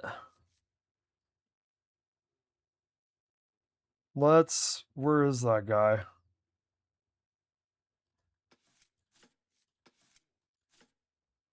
Okay, let's try this. Let's try this. We got a little bit more buffs. We don't have card draw. The card draw is going to give us, for sure, eventually, losses. We got 2 wins, 1 loss so far with this, or variations of this. I'm trying here to have more buffs for our eggs. When we were able to really fill the board with eggs, this really shined, and it really made it unique and kind of fun, too, because you never see that. You never see this. Okay. I must protect the wild.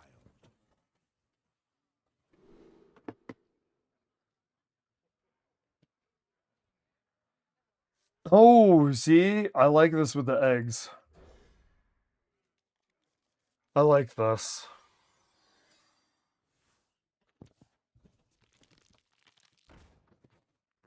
We should do Twilight just to match his energy. I think we will.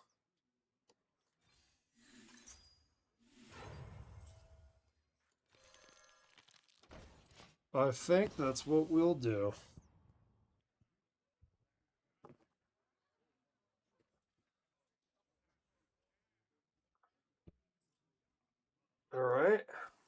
We could do... We'll do another egg. Or we could do the squirrel so we could start doing face. That might work.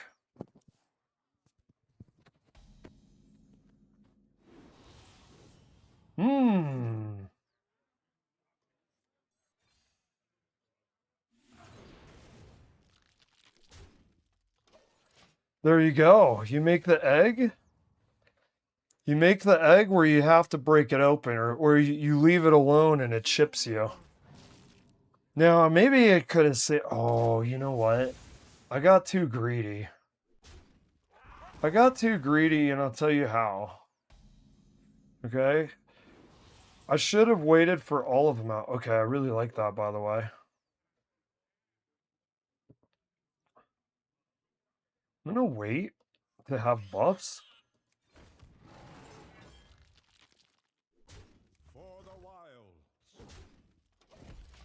Okay, doing a little bit of chip. We should almost certainly be able to last long enough to do Bashana. One of the reasons our last round, I think, was a loss is some of it has to do with the fact that we didn't get Bashana, and Bashana is our trying to end the round with those 3 treants. Now you do have RNG with the 3 treants, but it can be enough to push it over. I've seen people making YouTube content and streaming where it could push it over. And like, depending on what the treants, the nature spells are carved into them, really depends. Because it's actually a lot of power, but it is also very, very random. You could be doing damage, you could be doing summoning, you could be doing various things. This person is building very good board. Okay.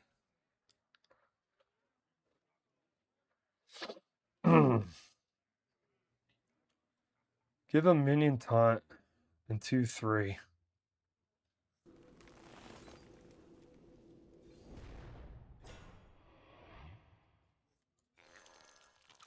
Go face.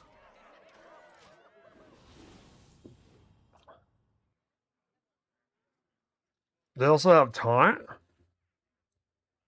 We're going to have Bashana in 3 turns. The Bashana might actually be the KO. We'll see. It's not guaranteed because you don't get to choose what the nature spells are, but that's fun. Kind of the fun, right? The let's go gambling aspect of it. Like, you could get really strong stuff. I notice you can get repeats, which is kind of weird. Like, you have the ability to have triple skull returns with the treants and get 3 things that you don't really want.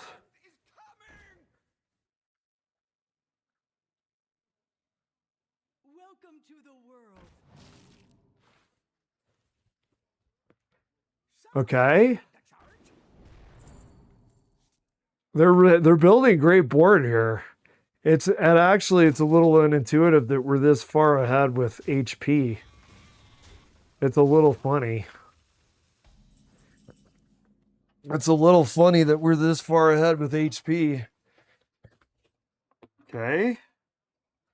We could take out some of these, but, you know, we're going to get very, very aggressive.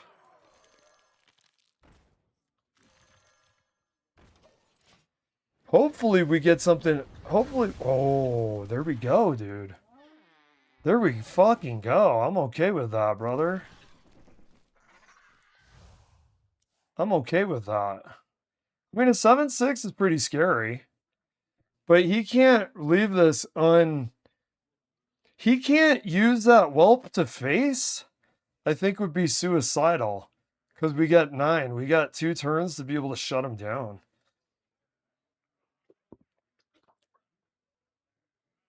Actually, super giga egg build versus an egg player. You know what I hope we get today? I'm surprised he didn't do taunts. It's actually kind of strange. I'm surprised this guy didn't. I guess he just wants to rush him out. Fair enough. Fair enough. Unfortunately, we don't have Bashana next. We do have full health, though. He's got some pretty good whelps. We do this. We do that.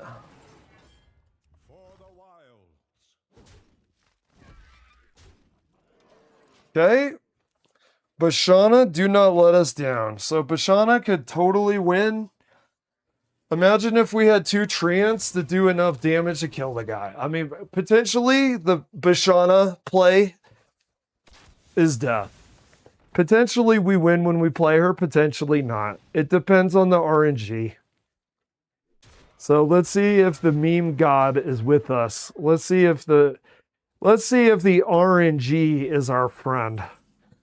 All right, now you blow on the dice at the craps table and you give it a good chuck-a-rooney. You chuck it like that Murloc chucks a stone. All right, here we go. Let's see what we got. Boom, boom, boom. We got Cast Horn of Plenty. Sucks.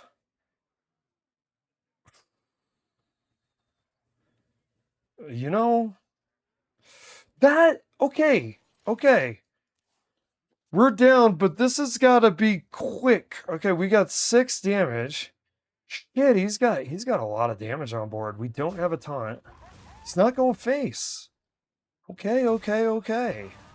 He's going face with that guy. They don't want to break open the egg. Okay, this is going to get scary, dude. Those dream cards. Those dream cards have to.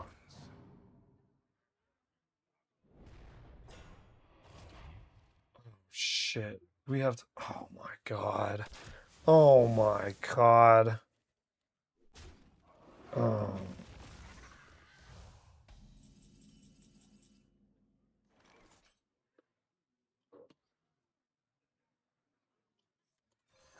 Okay.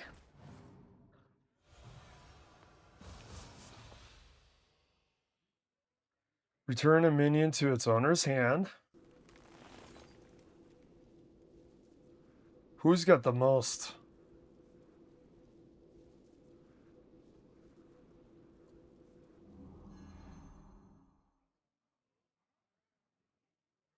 We have 4 left. Thank you.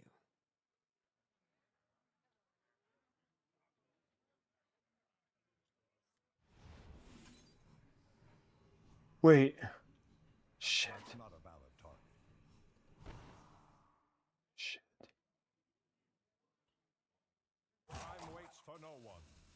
No, I need more time, brother.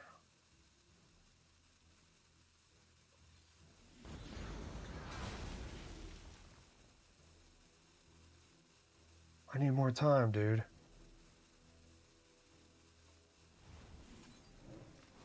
Huh. Okay. Look at that! Oh. Oh. Oh. Oh my God. Oh. Oh. Brother, dude. What is he doing, dude? He's playing with his food, man. What are you doing, bro? Oh. 1 health on the Ursol. Dude, if we had more time, I think I might have been able to cast something, bro. Oh my God. Now we're 2 for 2, and I hate that shit because this deck feels so good that I don't want it to be 50%, dude.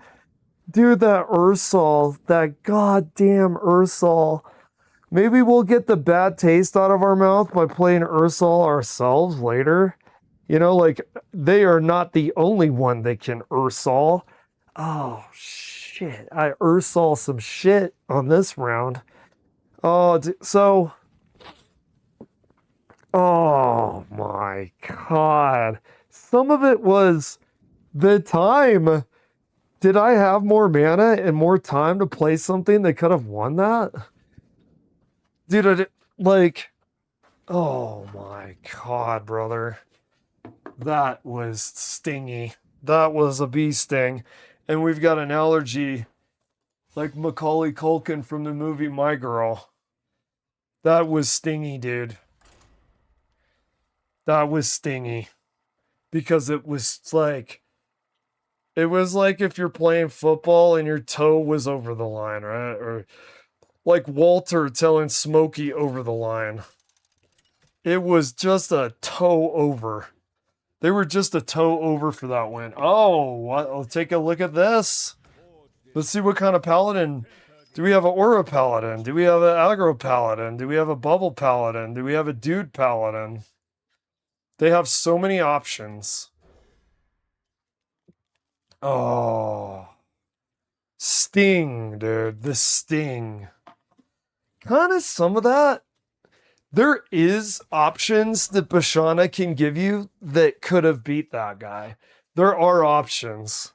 Some of it was we did not get those options. Some of it is our good old-fashioned RNG. Good old-fashioned RNG is a big part of why we didn't win there. There were also like a good foe. Like they were worthy, right? They were good. They did a really good job of building the board. We almost had a Bashana win, but then it was too slow, too clunky, because you used the treant to do the cards, but now you have to use the cards. And then by the time we were doing all that stuff and reading our options, it was a little too late. Okay, we do this. Maybe I should save that for like a Bashana. I probably should. Because what happens, I'm going to run out of cards.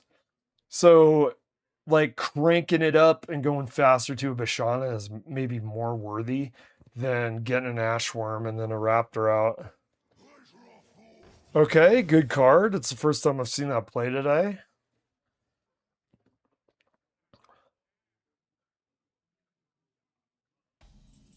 Okay.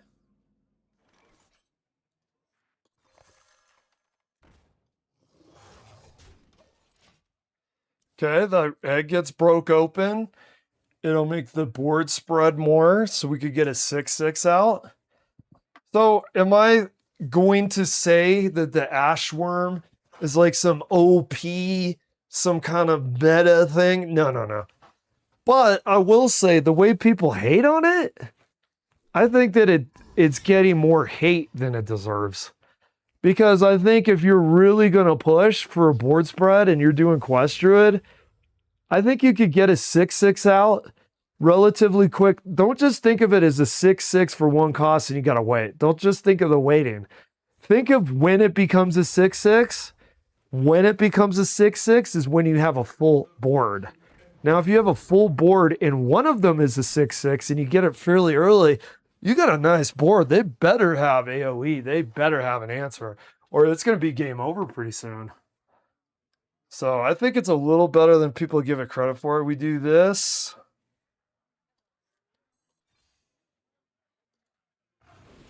Yeah, that feels way better when you have more people.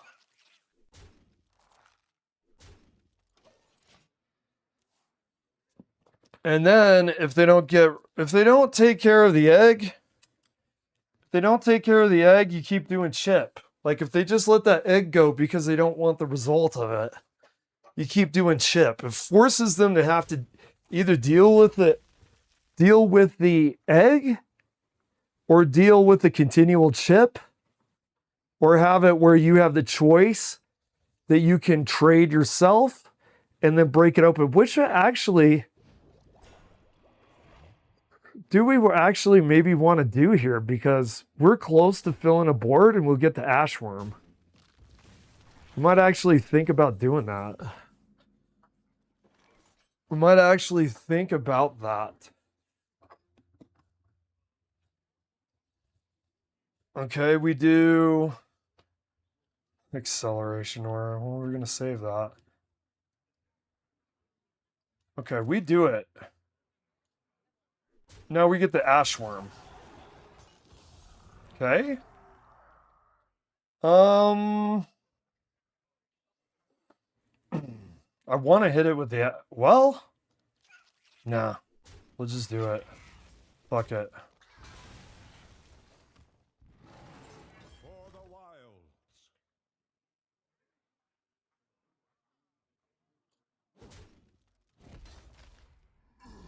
That way they can't trade. They can't do a value trade. See, what's so bad about the Ashworm? That's 6 right there. If they don't get a ton or don't get rid of the Ashworm, by the way, we're on turn 5. Having what feels almost like a free Ashworm on turn 5, it feels free because you cast 1 mana yesterday. It feels pretty decent to me. It feels pretty decent. I've noticed a lot of people get confused with this and they end up stalling a lot.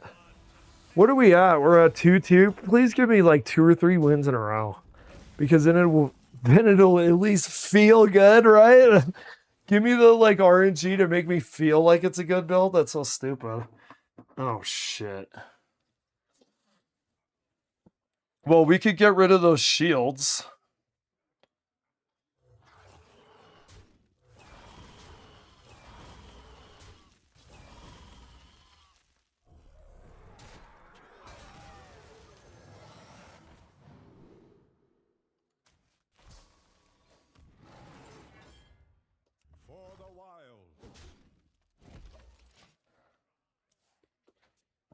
Okay, and then we got more armor. People are hating on the Ashworm too much. You know, a lot of these cards that people just dismiss as being shit. I'll give you an example. You see Paladin there? The card Charity? Holy cow, have I gotten value off of Charity. A lot of these cards I think are unfairly looked down on. Someone showed that Isarath can actually be a win condition because at the right time, if you play Isarath, they don't have any minions to play. And if they don't have any minions to play and you have board, you can suddenly, it snowballs into a win. So, like, I think Ashworm, Isarath, as shown by other people, and Charity, which I've shown, I think are really strong and people underrate them. Big time.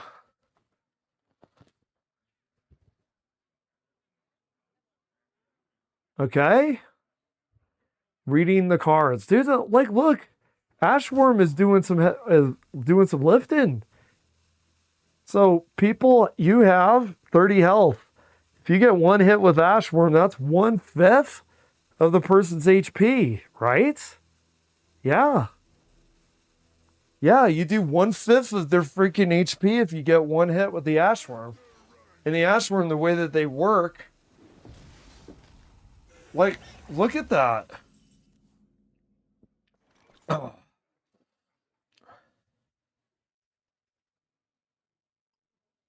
We're gonna have to trade. See, he traded for the Scale Breaker. Scale Breakers are scary. You know what we could do? Wait. Here's what we do. We hope that we get, like... Oh god, I don't even know, man. Maybe we take maybe we take the acceleration stuff out. Yeah. I know what to do with this. We're having too much of the acceleration stuff. We're having too much mana cheat. We don't need the mana cheat. We don't have cards. Why do you need mana cheat with no cards? What we need more bodies. We're going to take those off. And we're going to add more bodies.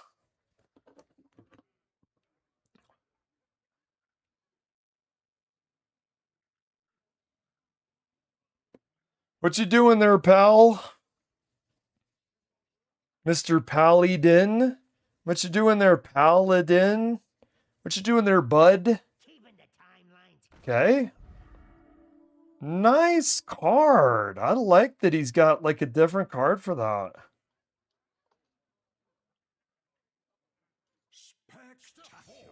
I like your card, dude. I hope that translated to complimenting his card.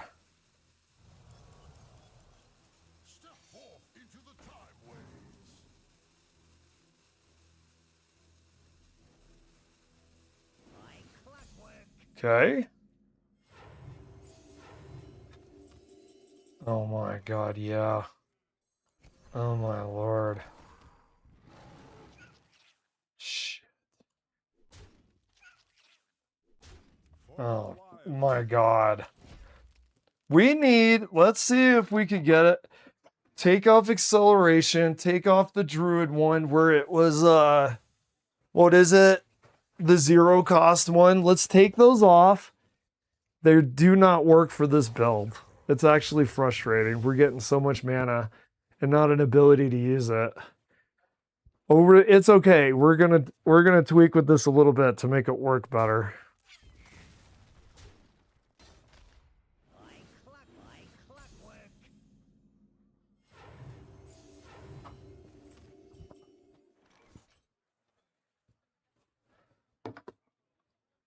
Oh my god.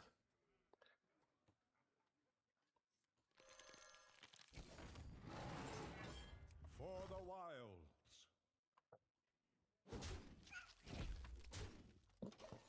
We need Bashana now. We're gonna lose because we don't have cards. We don't have draw, or we don't have more expensive bodies or abilities to do stuff. That's where this is really lacking. Like, it's like really bad. We'll have 4 spaces to switch something out. So that's good. I mean, there's an opportunity here. There's nothing here that we don't want to lose. In fact, the mana cheating thing, we don't care about right now.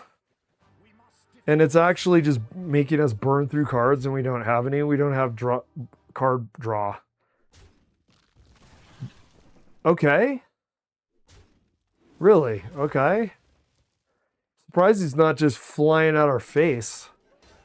Surprised he doesn't just go full in aggro.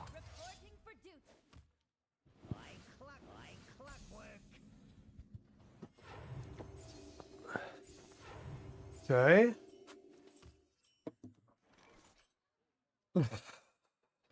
Yeah, well, we learned our lesson for that one.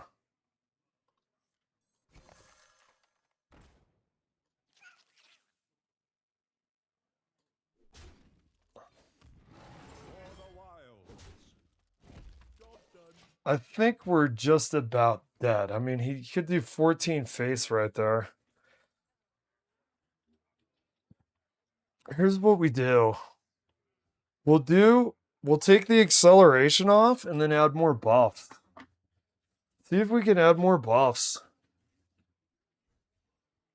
You know what we could always do too? You know what's funny? Why don't we emulate this guy and get the Hourglass Inspector? Why don't we take one from his book? Seriously, because it's more expensive, so we're gonna not have this run out of mana issue. And it could buff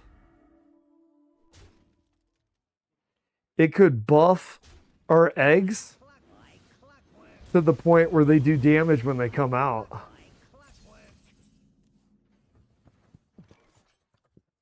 So let's try doing that. All right.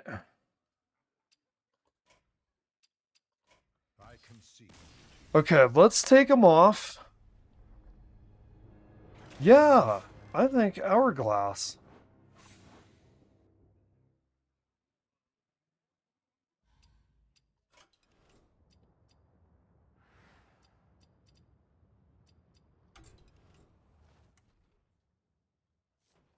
Okay, 1 second. I've got to go to the bathroom.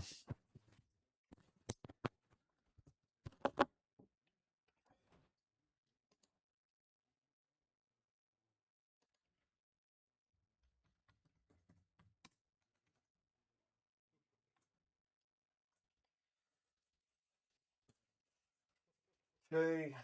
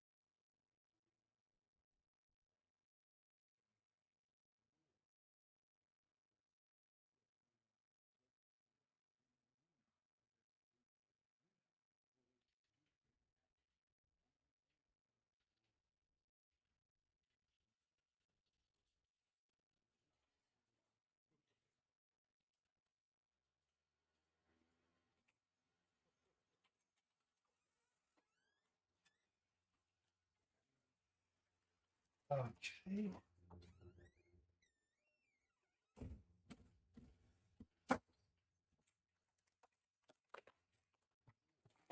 Okay. I saw chips and I went, oh, hell yeah. Okay, here we go. If you're gonna do some gaming, you gotta have some ruffles, bro. My fill of Doritos. You would, by the way I'm talking, dude.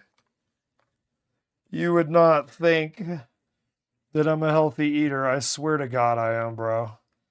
No, I'm not in denial. Maybe I am, dude.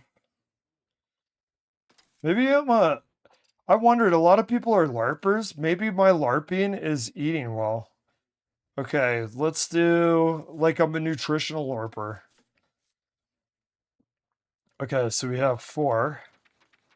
You know what I want to do? I want to do this.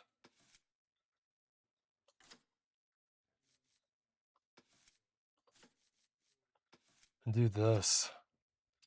There we go. Now I've done it.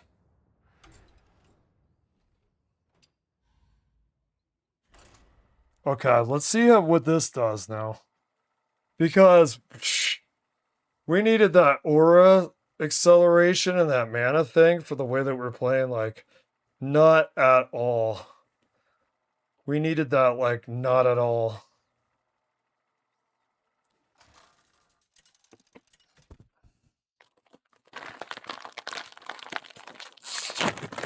Okay.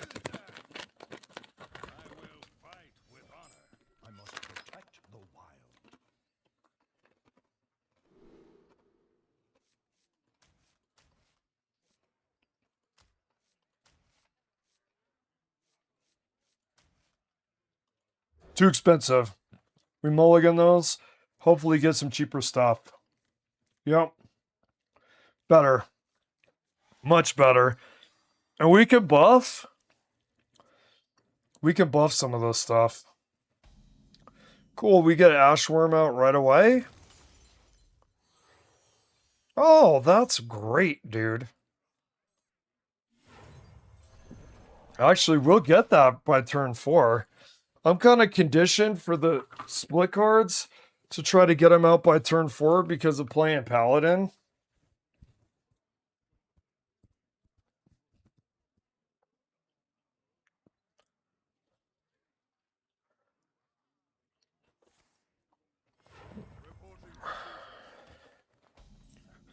Okay, we do...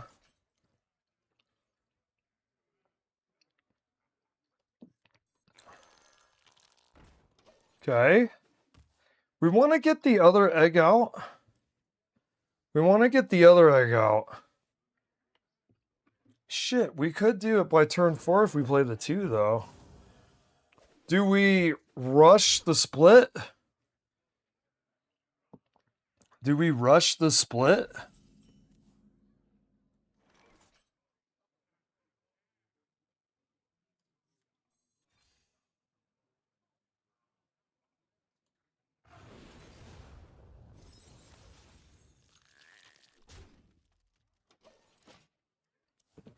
I don't know if that was the play, but I did that, so I could use this, see? I think I'm okay with this. Okay, he's going super aggro.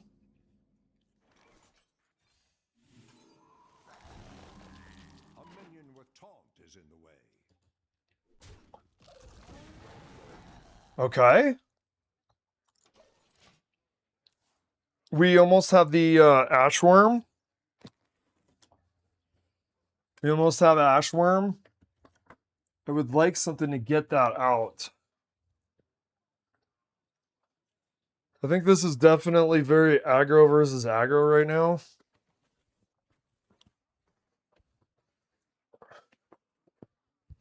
Definitely aggro versus aggro.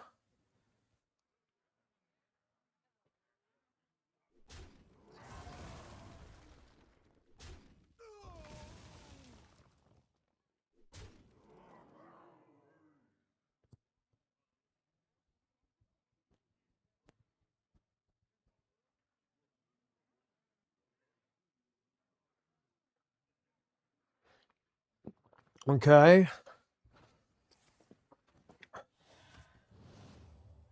Think we're doing okay. Think this is what we want. We definitely, now that we got rid of those acceleration things, we got things a little bit more expensive, I think is what we want here.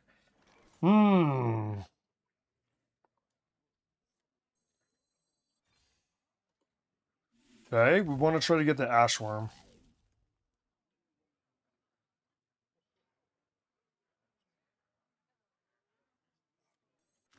Okay. There it is. We do. We're gonna have to trade. We'll do this and this. We'll do face. We're gonna get some Ashworm value here.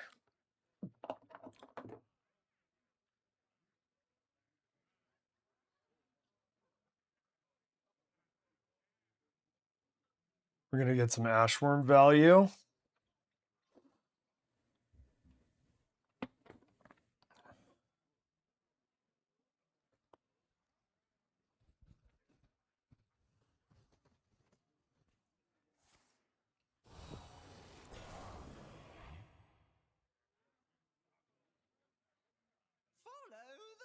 Okay. We do, okay, we'll do Mark of the Wild on an egg. Excuse me, I'm lost in thought here. And then we do give the minions 1/1. Oh, this is looking good, actually.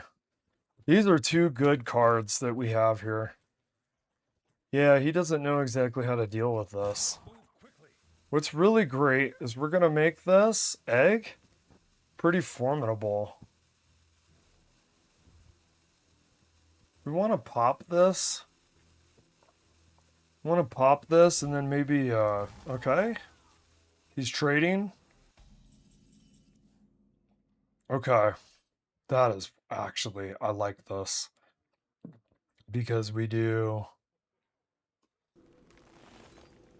that. We do that. And we do that.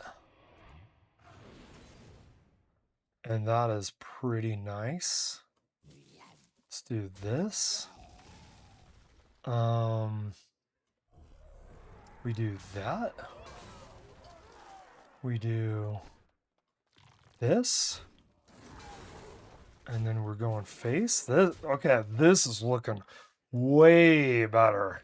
We modified this build to give us more buffs and less acceleration because the buffs really help with the eggs. And the eggs really need help to have some value. The eggs really need help to have some value because if they're just sitting out there, they're not doing chip on their face. Doing chip on their face, if they don't deal with it, it'll kill them over time. If they deal with it, you get it something stronger. So a taunt and an attack on the egg, Druid is really good with. Druid is very good about making the eggs a actual face damage threat and not just being the promise of a bigger thing later. And if they deal with it, you get the promise of a bigger thing later, which is really good.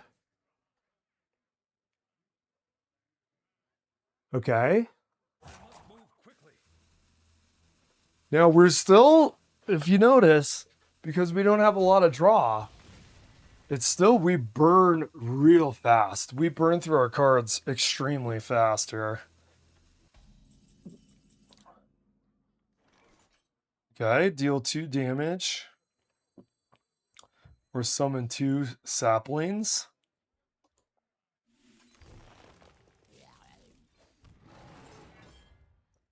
We do that. We do this. Shit. Do I do this as a trade? It's got 9 attack though, man.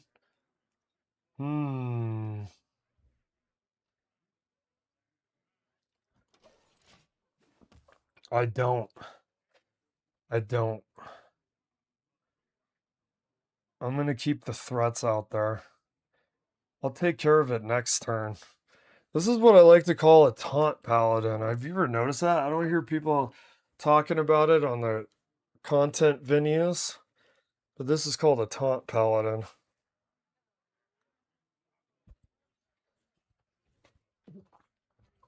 Right?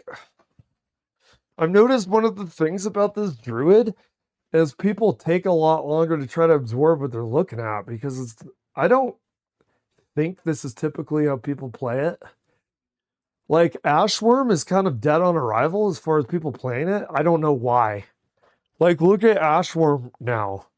If you use a buff on him with a taunt after you get him, and you get him actually after a full board, it's really good.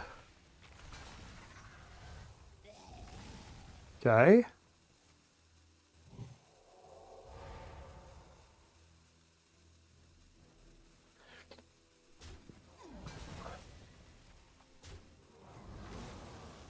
Wow. The Purge. Okay.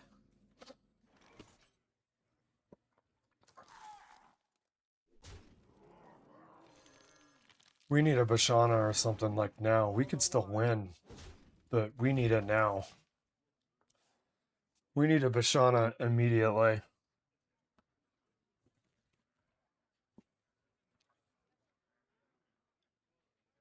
Like if we get a Bashana, we could win. You know what? You know what I ought to do? I ought to make her the most expensive minion. And then use that guy that his death rattle is to get your most expensive minion. I ought to get him out. He's sticky too. He doesn't contradict the spirit of this deck with his divine shield either. Okay. What kind of spell is he going to use?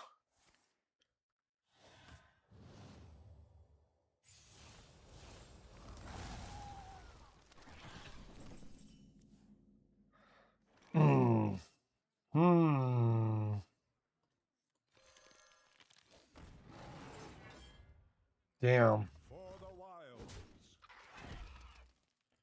I'm going to really hope that we get something. I'm going to really hope that we draw something that'll answer this. And then after this, I might play some Paladin and then maybe it's over. I would like to do DVD, but we'll see. Okay.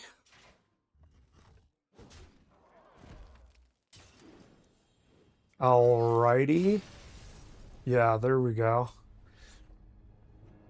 We need more card draw for this to work. Okay. Let's do...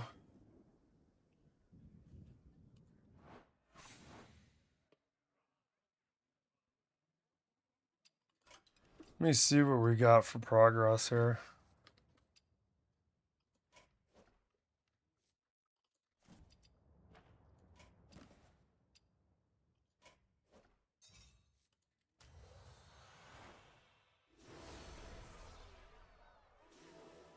All right.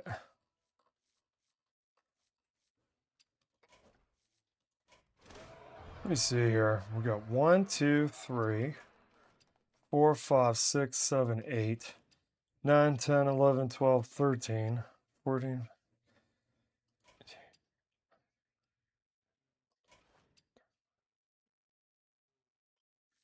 Okay.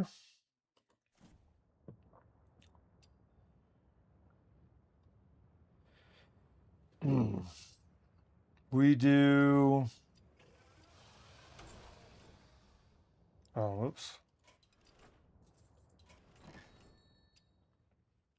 Let's do packs. What is this?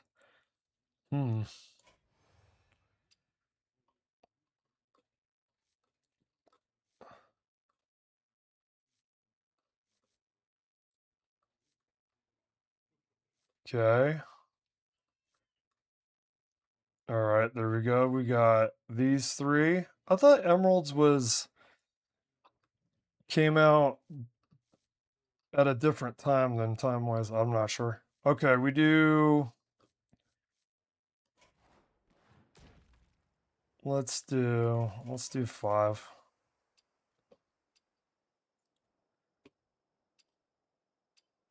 Okay. Confirm. All right, let's open. Maybe we'll play based off of a pack. That might be interesting. Kind of let the RNG dictate on what you do next.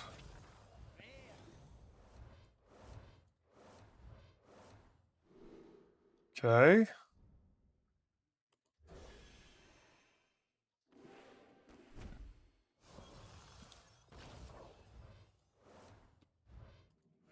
Hmm. Oh, I kind of was one? Tell me that's not really fucking good, man.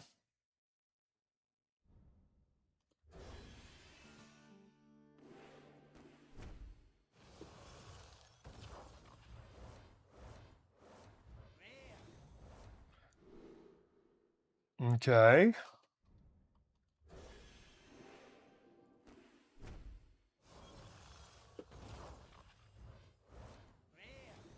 All right. I thought acceleration aura for some reason. I was wrong about that. I thought acceleration aura. Oh. Nice. Splintered reality.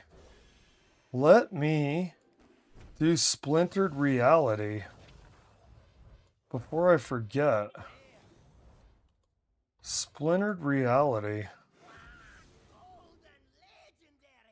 Look at that.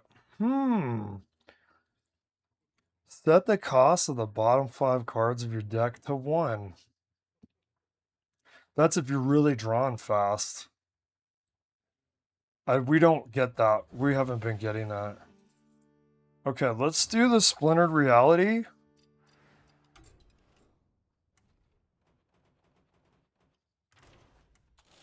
Okay. It was a 4, right?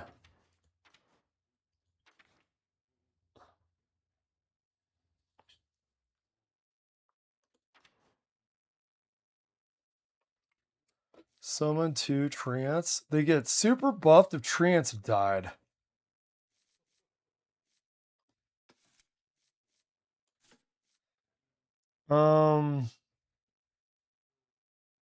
This is not what we've been using, dude. What the hell? There it is. I was like, I thought I was using that. Yeah, that's better. We want to do that card. Where are you, buddy? Okay. What do we want to trade it out for?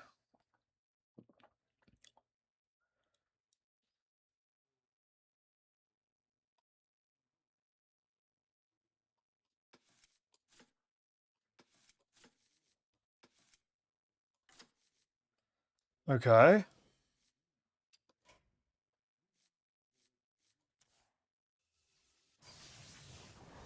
Okay.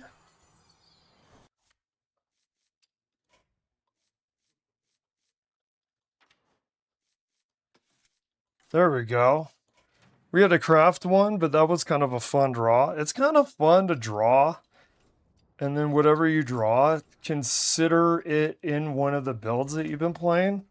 I think that's kind of funner. It's kind of funner to, like, you don't have to force something you've drawn to be in your deck, but it's kind of fun to draw and then say, does this belong anywhere? Can I incorporate this? And actually, you know, make it super strong triads in this. Treants. Treant. How do you pronunciate that? Does anyone know? Who came up with this anyway? Tolkien? Treants. Like having super buff Treant after a bunch of dying. You know, that's not bad. We have seen too. We've used a bunch of Treants. Okay, here we go. Do we hang on to that, right? I don't know. We might want to get it out immediately. Job's done. I'm not sure. I'm not sure what we want to do about that.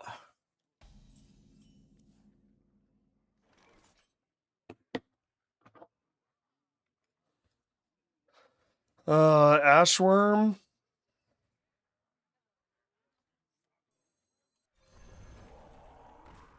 Job's done.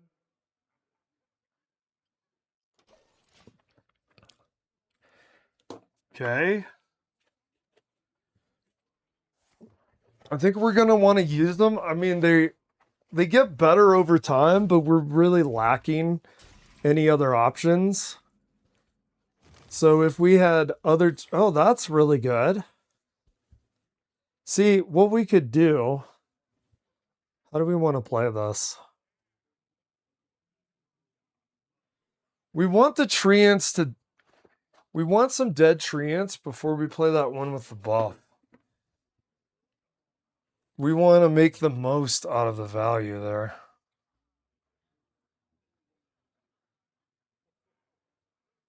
You know, we don't really have any other options here. We do this. We would like them bigger. Making them bigger would be nice, but we don't have anything else to play necessarily.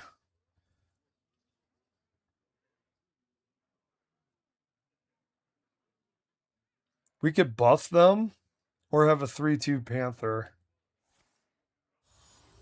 I say buff them. No. No, I think the Panther. We'll do the Panther.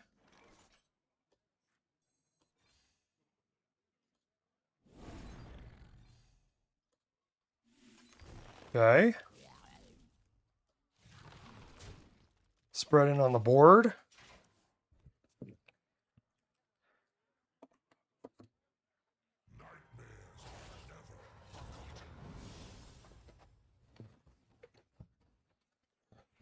Okay, let's see what they do.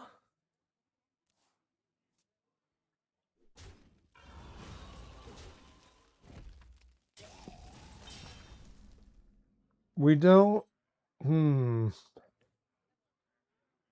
I don't hold on any longer to that middle card. I don't know if we really were able to get as much value out of the card as we would like. However, we got to keep going here.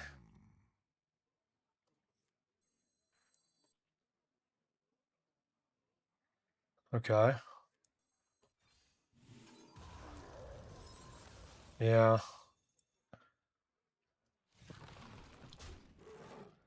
Okay, we're doing good face. We could get the Ashworm out here pretty quick, I think. Yeah. Oh, look at that. That's interesting.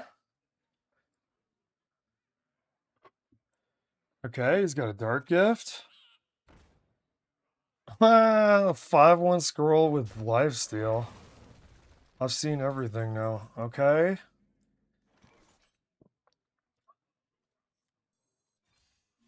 Boom.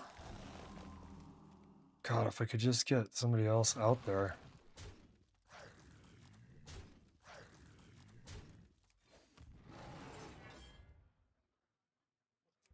Don't forget to do that. They're going to probably get a little bit more life from the lifesteal squirrel. That is a funny looking squirrel, man. A 5/1 squirrel with lifesteal is sort of comical. It's like the vampire squirrel. Okay. Are we going to be able to get Ashworm out, or is he going to start? Yeah. It's too bad, actually, that we used that card when we did. I wish we had had other alternatives because, God, we could create enough treants if we could make a monster out of that. Maybe we should have saved it anyway. It's possible.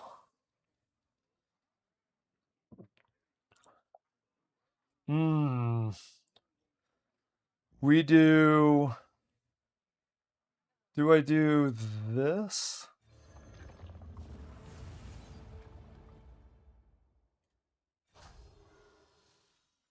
Okay.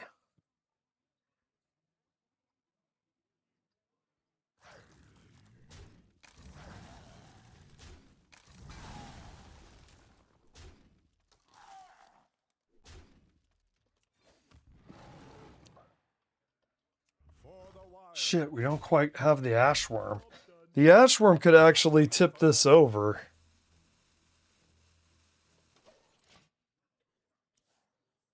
The ashworm could tip this over and make it where we get enough damage to finish them. But they're biting away at our board just enough. They really don't have a board unless you consider that egg. But that egg doesn't have any damage. It's why we have a lot of buffing tools with our eggs. To make sure that we have an ability.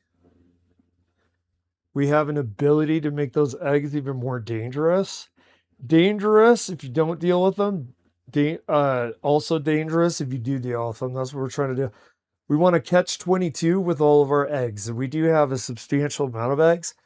We're using more eggs than people typically use. I've used eggs I've never seen anyone play before. It's funny because people talk egg this and egg that, and they use Kalos. Yeah, you obviously should be using him if you're doing egg, but there's more ways to break open an egg to make an omelet than 1 Kalos egg, man. In fact, combine a bunch of different ones. When I've done this build, I didn't even realize that these eggs existed. Okay. Finally. Finally, bro. And yeah, that's only 3, but then we get our ashworm. Yeah.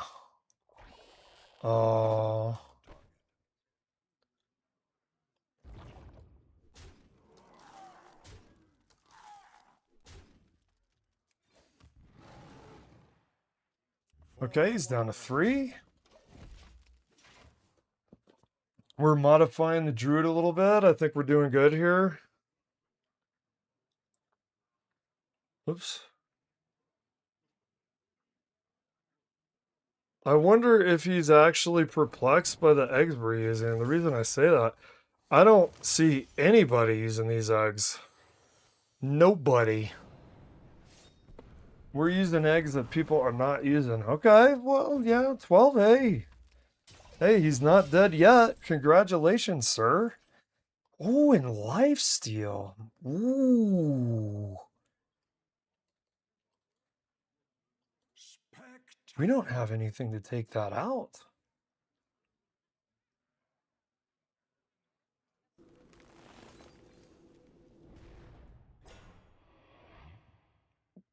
We do not have anything. Do we just lump it?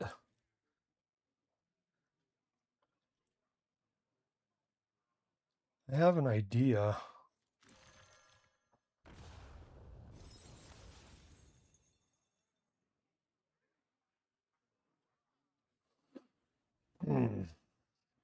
I don't want to give him...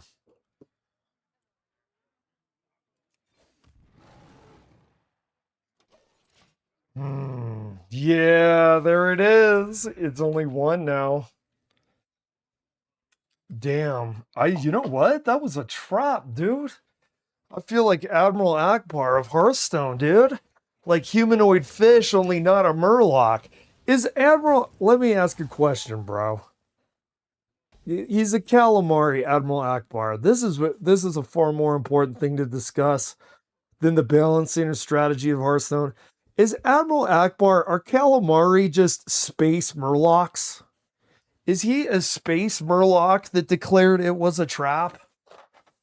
I honestly want to call him a space murloc. Okay, we do...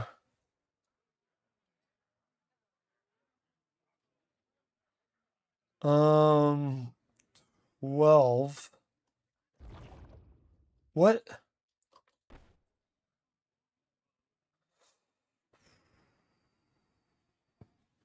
I don't want to give him that life.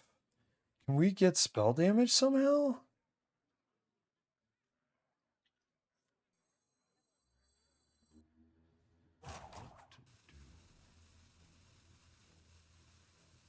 I don't know what to do here, dude.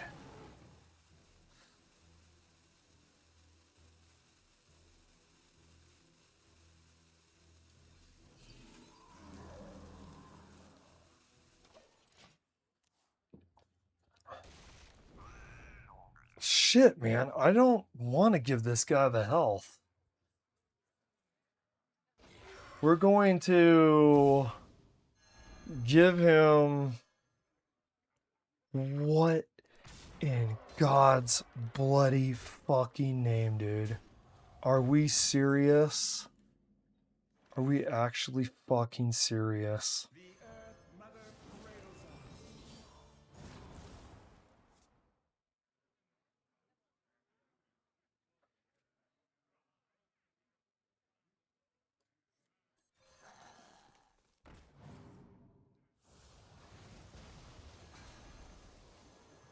My lord.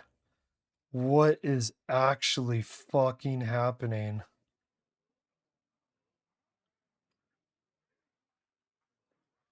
What is happening?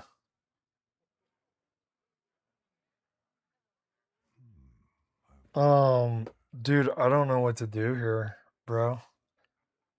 This is so fucking weird. I don't have enough mana. I don't have enough mana. This is so weird, dude. This round is so fucking strange. Like, he put all of our cards in the deck, and then we put all of our cards in the deck. Now, why did it etch all the spells onto one guy? It must have. We can only cast the one. That was worth it, though. Yeah, brother. Yes. Holy shit. Fucking Bashana comes in for the fucking clencher, dude.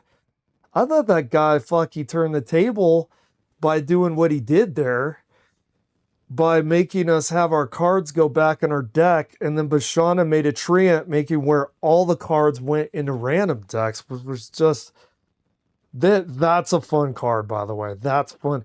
The RNG clusterfuck of what you could get from that result is actually crazy. That is actually nuts. So we do...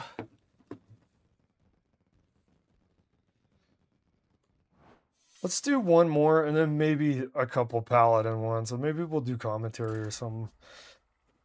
I am liking this Druid, though. I really do like Bashana.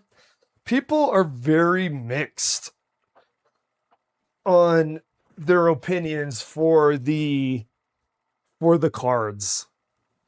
People are very mixed on their opinion for the cards for the class sets. So it feels like they showcase some really good ones. I'm not talking to you, ley lines, because holy crap, can you use the word good anywhere around the ley line? After turn 40, they feel good. You never get to turn 40, so it can't ever actually feel good. But I've seen people use stuff with the new cards that are pretty good. Okay.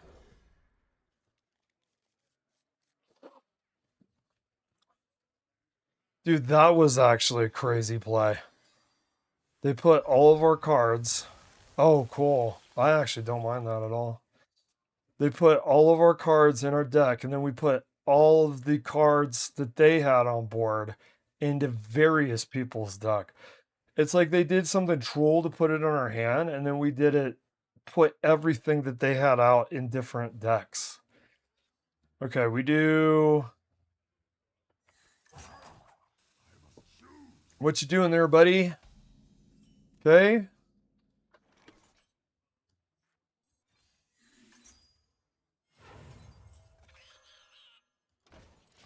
Okay, we'll immediately do face. I like to play kind of aggressively, even if you do a little chip. I like to keep them on their toes. I will choose aggro versus dealing with the board 90% of the time. All right, but we got the acorns, which is good. I think, like, for a 1 cost, all those acorns are actually pretty good. I think the squirrel is a really, really, really good druid card. Can really help you too with the cost stuff. It's a good draw card. Okay. He is reading the cards.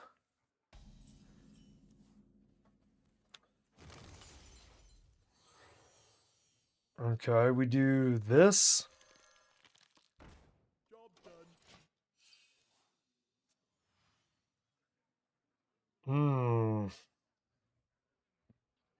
We want to hold on to that. You know, it's too bad that we have these in the middle. That is too bad, because I mean, maybe we'll get something. Maybe we have a card that will get a lot of bodies out, and then we can use that and kind of justify the value for it. Maybe that will happen. Let's see.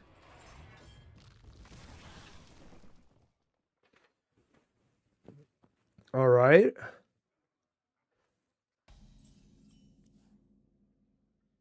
I wonder what this guy's. I wonder if it's apparent already about what this guy's plan is. I should pay more attention. 7 health ton at this turn is really good, brother. We got the 2 split cards. Shit. Give a friendly minion 1/1. You know what's funny though? We could.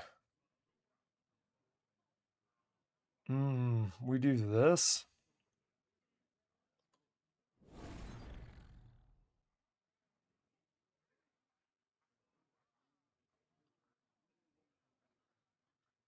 I'm not worried about trading. Well, it's only 3 attacks, so if he decides to do face, he's not going to do too much of it. If he does decide to do face, you know what's funny? You ever got random thoughts pop in your head that are pop culture? Who is this pig guy on the new Star Fox? I mean, I know that's not Hearthstone related, but who is the goddamn pig? Who is the pig with the Sith eyes, man? Is he going to turn out to be like a bad guy or something? Is he going to do the equivalent of like cutting off Mace Windu's arms? Is he going to like betray Fox? Shit. My God.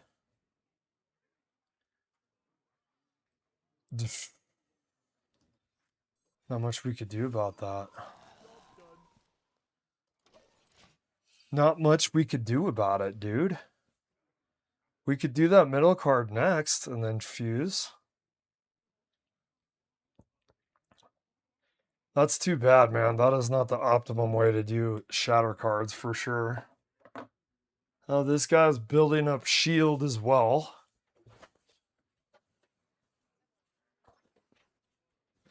You guys building up shield.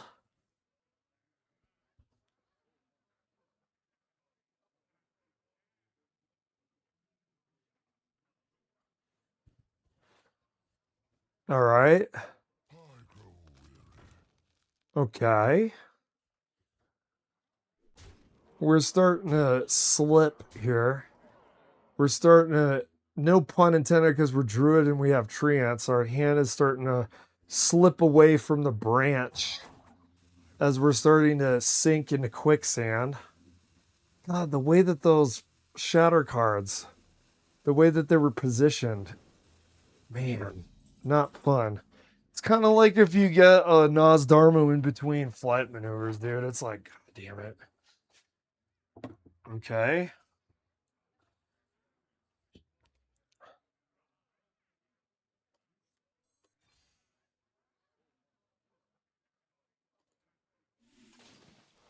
That'll help.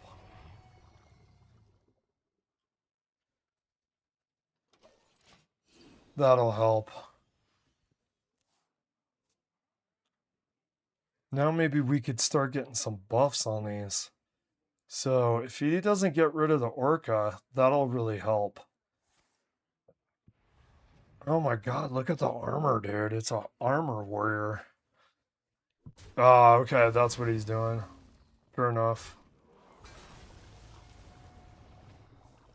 Okay. Okay. We're slipping here. We are slipping. We do. Nice. That's actually really good timing, dude. That's not a valid target. It's actually really good timing. Do they have... No. Wait. No, we do...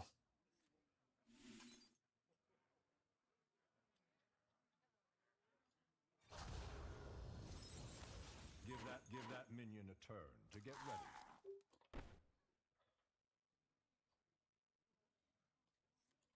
Okay.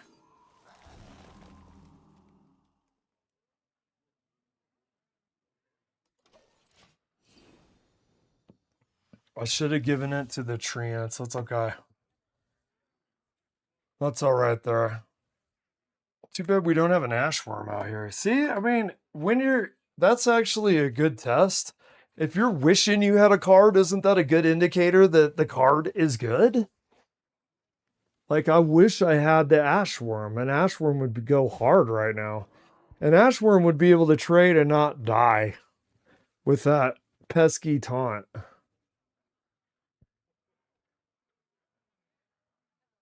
Okay, hopefully... See what he does here.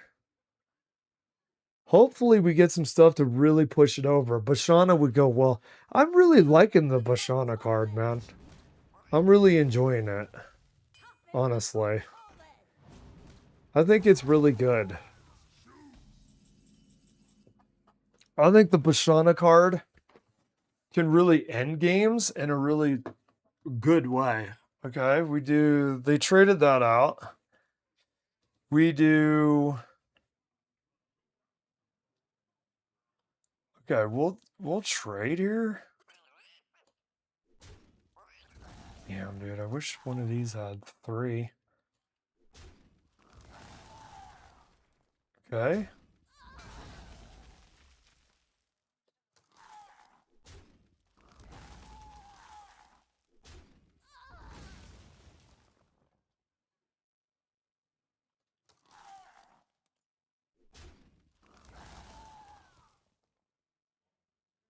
Oh, we do 2 and a 4.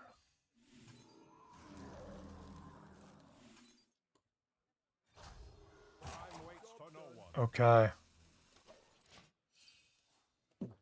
I better not lose track of the... Okay, that 14-14 is going to help. Fuck me, brother. Oh. You feel that sting, big boy? That is pride fucking with you. Oh. Oh my god. Nice, dude.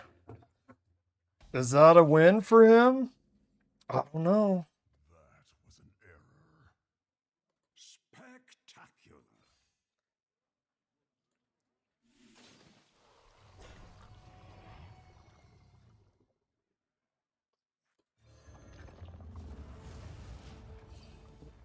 Oh, dude, can you imagine if we had the Kelos egg out before he had done that? Imagine if we had the Kelos egg out before he had decided to do that. Dude, now I've done it. I mean, it's not over, but man, he's got so much armor that 12-12 really did feel essential. And we're running out of cards.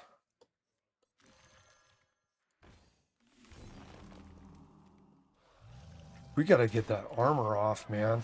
Jesus Christ. God, dude. Dude. That is a lot of fucking armor, man. That's like killing him twice. And it's not like he's gonna sit there and let us do it. He's not gonna sit there and let us build the board.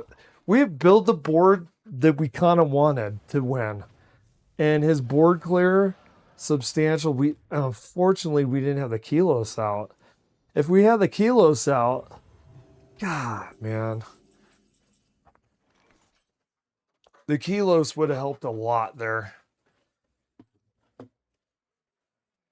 Okay. It's going to be a long round is what this is going to be.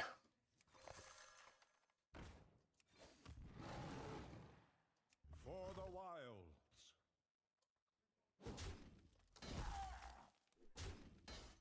wilds. Here's the thing though. A 4 and a 3, he only needs 3 turns. Or less. We need to buff all of these. We need to buff all of these and start cracking open some eggs if we're going to claw out of this position. There's been no Bashana. I think it's over. That could be really strong. I've used that before on Warrior. That could be really strong.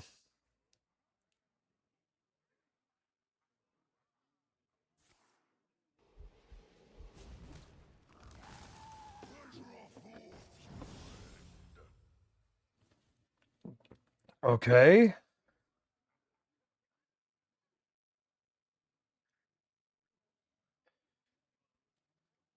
What is this called? That's kind of a cool picture. Gaze of the city. All right.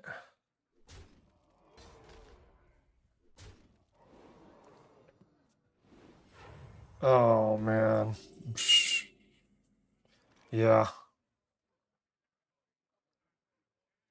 Damn. I can see.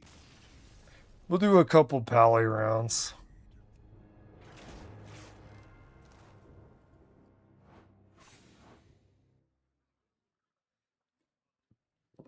We're taking a weekend off too, so it's probably a good thing to get the rounds in now.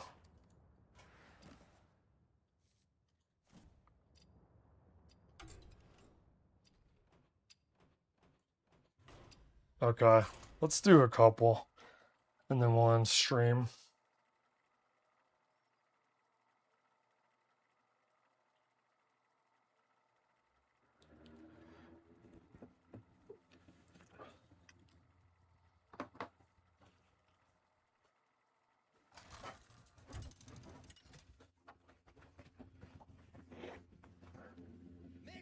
All right, we've been playing so much Druid, it's almost weird playing Paladin now.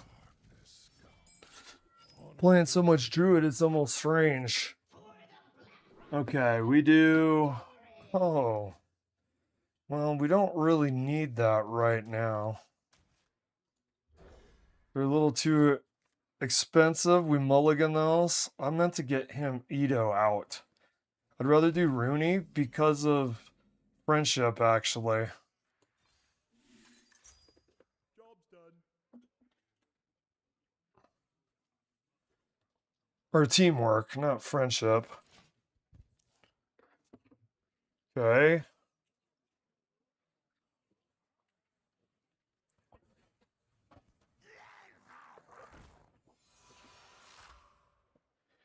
Mermy, a good way to start. Ah, well, unfortunately, Ito. Fortunately, Ito isn't the best thing to have in hand. Well, I mean, you get it at turn. You get it at turn 5. It's not horrendous.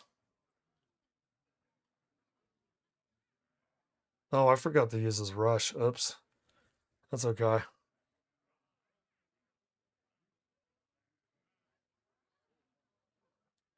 Speaking of Alucard, because this is Alucard Bats, the guy looks a lot like Alucard.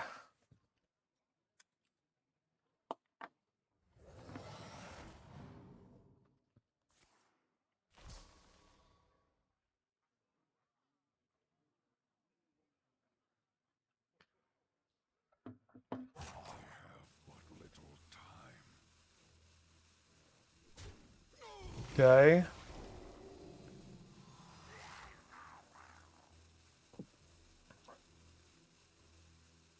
Let's see what he does. He's picking good beginning characters. I like the Death Rattle and I like the Reborn. We'll do...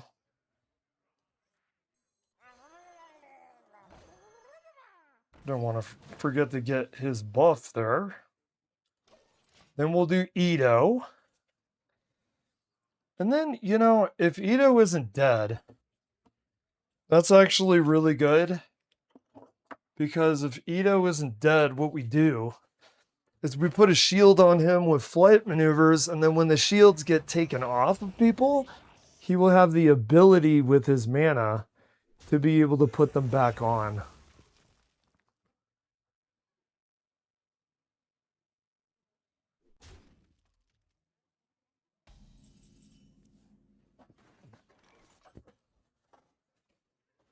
Okay.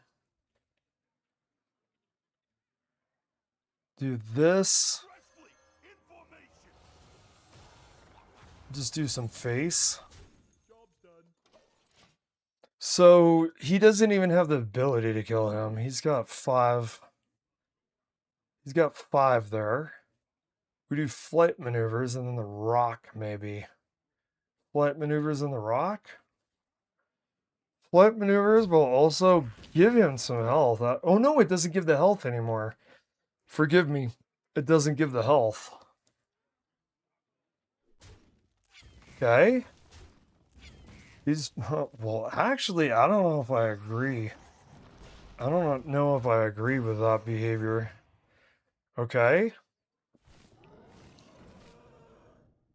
Oh, the light. Oh, not nice, brother. Nice. That rush. We weren't expecting a rush. We do.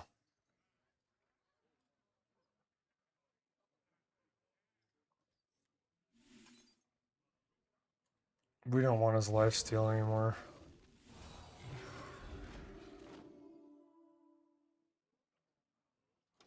Okay, we need something else here. We need to get some Silver Pally stuff. You know, oddly enough, no, we got it at the beginning and we mulliganed them. But we haven't really got much for the Silverhand Pally stuff.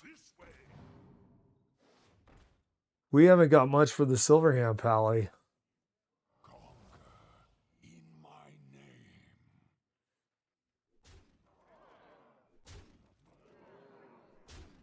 Okay. Yeah, this guy's going nice and aggro.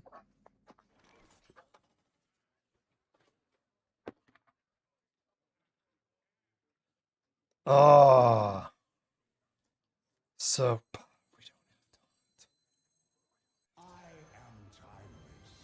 but we can take... Here's what we do, dude. Here's what we do. Take some of this off. Tell me he's got a 2. He does have a 2. What?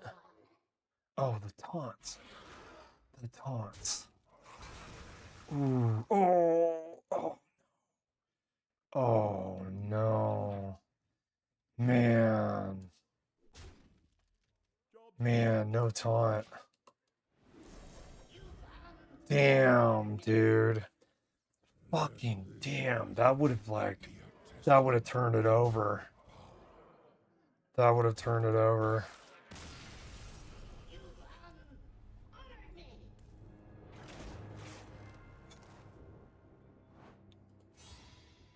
That would have turned it over. Let's try it. You know what? That was weird that we didn't get any Silverhand Pally. Yo, what's up, Jerry James? Nice alliteration. Double J, Jerry James. Alucard Bats would be alliteration if it was Alucard Ants. Double A. You have alliteration, Jerry James. You play Hearthstone, dude? Do you play Hearthstone? Or are you just cruising? Did you see the title of OBS? So I do typically stream daily, but I will be taking 2 days off after today. Oh, you don't play? That's cool. Well, welcome in, man. Welcome in anyway. What are you interested in? Do you play games in general? What do you think about the new Star Fox coming out on the Nintendo? Are you a movie guy? I've heard Obsession was very well. I heard Moist Critical say Obsession was really great, but honestly, I'm such a nerd. I appreciated less his opinion on Obsession, and I appreciated the fact that he referenced Captain Insano. Moist Critical referenced Captain Insano from Waterboy. I found that much more appealing than his opinion about a movie. I am from the great state of the Arizona. I am from the great state of the Arizona. You may say, why do you word it that way? Well, if it's good enough for George W. Bush, it's good enough for me. He said that his brother Jeb was the governor of the great state of the Florida. Now, if you remember, the governor from the great state of the Florida ran against, you guessed it, Donald Trump. Do you remember that? God, that goes over like 10 years ago, doesn't it? Where are you from, man?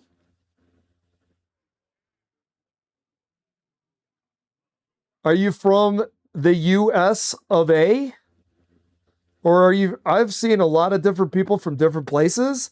I've had someone come in from chat from Romania. I've had someone come into chat. I've had a regular from, oh, you're from the UK. You know what? I think you're the first person to come from the UK. Oh my God, dude. I have to share this with you. Oh my God. You were an actual fucking godsend, Jerry James. I said this on stream that I wanted to ask somebody from the UK. Are you ready for the question? My God, you are sent from up above. You were sent by the ghost of Winston Churchill. The ghost of Winston Churchill is smoking his cigar, drinking his cognac, playing the piano like his cameo from Inglourious Bastards, and he's saying, here you go, Alucard Bats. Yeah, you can ask me something, but I really got a question for you because you're from the UK, man. I'm dying to ask you.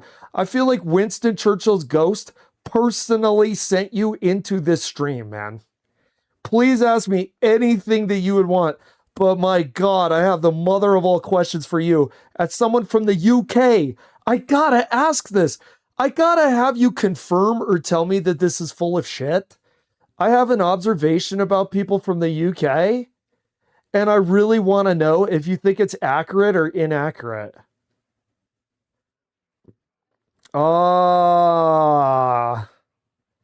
Yeah, we're doing solicitating. Dude, dude, honestly, I'm okay with my graphics, man. If you see, I've got some real styling. I got some really styling Wesker emojis here. Here, I'll show you. I got some really styling Wesker emojis. Check this out, brother. Check this out. I have this. Wait, what's this? And I have this. And I have this.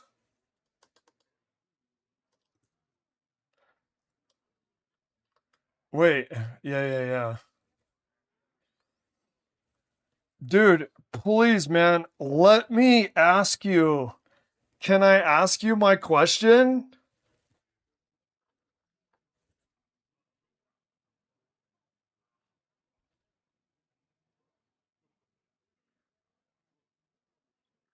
Jerry James, can I ask you a question? Because you're from the UK. I understand you're soliciting and trying to get your hustle on, and I really actually respect that. But could I please ask you a question because you are from the UK? By the way, speaking of the UK, look who it is. It's Ozzy Osbourne's head is over Mike Tyson. Now, Mike Tyson isn't from the UK. He's from the US of A. Like me, I'm like the Mike Tyson, and you're like the Aussie because you're from the UK. Let me ask you, brother. Let me ask you. I got the ultimate question for you. Are we gone? Have you decided that the solicitation isn't working? Oh my God. It is the meme God sent you. The meme God sent you because I finally talked to someone from the UK, and then the person from the UK doesn't want to hear the question. I was saying, I was dying to ask someone from the UK. Oh my God. No. Jerry James, don't do this to me, man. Jerry James, I wanted to have somebody from the UK answer a question about people from the UK to see if my observation was cool or if I was full of beans and toast. And I'm not getting it, man. I can't find out if I'm full of it or not. Oh, no. And Jerry James is gone. Just like any hope or opportunity for an answer to my question. Oh my God. Oh, Lord. Thank you, but no thank you, Jerry James. Thank you, but no thank you. I mean, at least it's good for a gag. At least that was good for a joke. I finally talked to someone from the UK and I don't get an answer. Oh my God. Dude, Barry, you're American like me. Say it, bud. Oh my God. Man, I really wish I could talk to someone from the UK because then I could get an answer about if my observation is correct about people from the UK. Oh, you're from the UK. I got a question for you. Hello? Hello? Oh my God. Oh my God. Is right, Barry. Oh my God.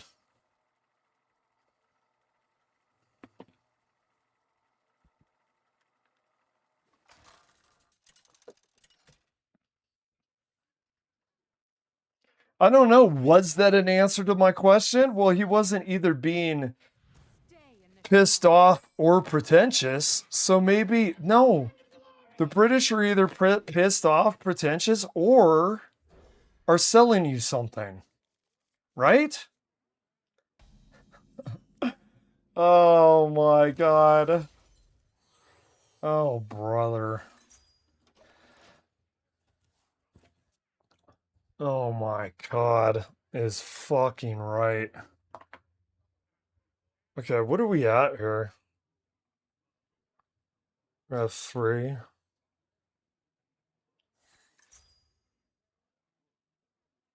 Okay. Oh my God, is right, Barry. Barry, say it again for me, man. I'm gonna spam this stuff because I believe in it like a fucking religion, man. Oh my God. Dude, I love... Hell yeah, dude.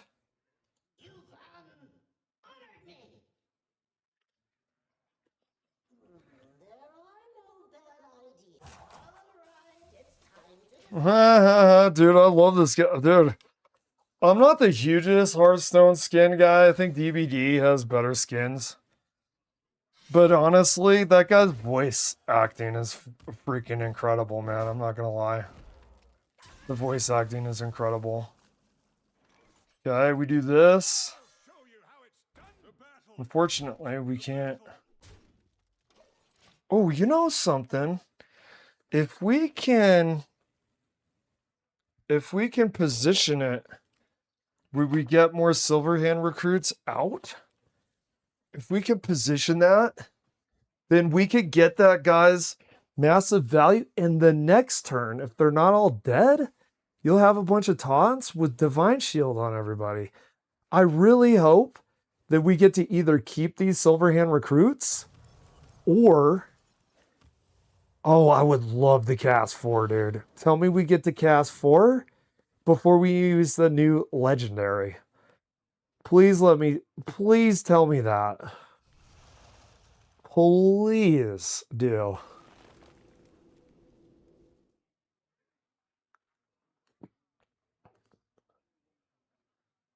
Okay. Let him cook. Jerry James said, bro, dude, I'm here to solicitate. That guy gave up really quickly. You notice that? I noticed some of these solicitators for their stuff, a lot of them really try a lot harder. That guy he's probably smart. He's probably like, no, this guy's not the one. This guy is not the fucking one, brother. You know something? We do this. Is it worth it?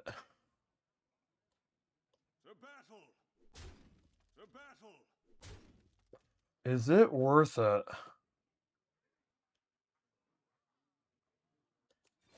Okay. Now let's see. We'll have turn 5. Let's see if he gets rid of any of these. This might actually be huge. I actually wonder if on turn we use that. If he doesn't kill anybody here, damn. Feels bad, man. But do we still have Divine Shield here? Do we still have Divine Shield? Oh, see, this is too bad. It's too bad because...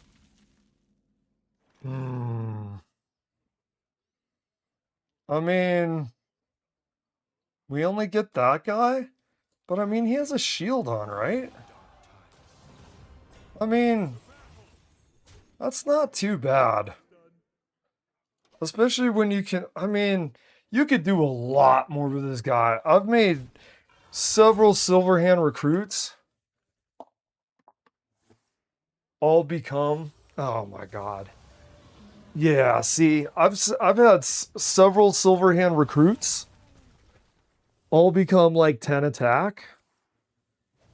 I could say maybe there was an argument to use Xavius and wait. Yeah, maybe. Maybe we like went too instantly in his face there. And maybe 2 with Charity, maybe we should have waited. Okay, what turn are we on? We're on 6. Not bad. We do a Silverhand recruit. Do we do a Silverhand recruit or a Murloc? I think we do this Murloc. And then I think we do this. We get this buff. By the way, he's getting pretty low on health. If he doesn't have an answer for all this, we're actually going to end it. Okay. Didn't kill anybody. He was close. Didn't kill anybody. He got the shields down. You know, we could get a Drake out with Charity. In fact, I wonder how much Drakes cost singularly without the Shatter spell. Almost out of curiosity, I could find out. Okay, he pops the shield. What does he have? Okay. Oh. Okay.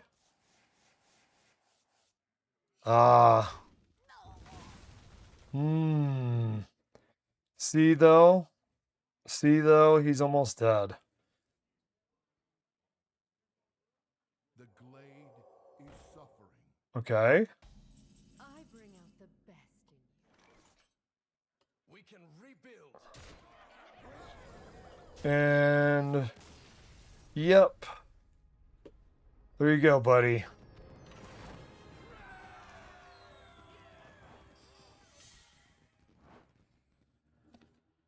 All right.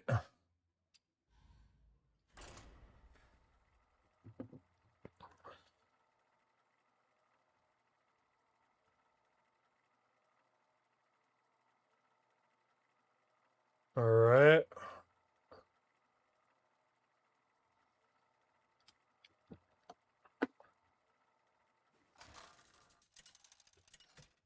Oh, what's this? I don't want this on. Would you read my mind? You turn off as soon as I said that. Actually, I can read the temperature in the room. Isn't it crazy how tech has gotten these days? Okay, we do this. Okay. I really would like to showcase Charity because that wasn't the round to showcase it, but Charity can be really good. In fact, Charity and Teamwork, I actually want to see at some point if it can interact well with Rooney's super buff. Especially cheap, aggressive stuff, the buff might be really good. You might be able to get some really strong stuff out very quickly.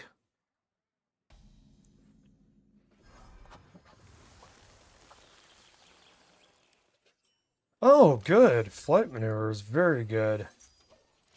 That is very good for what we're doing here.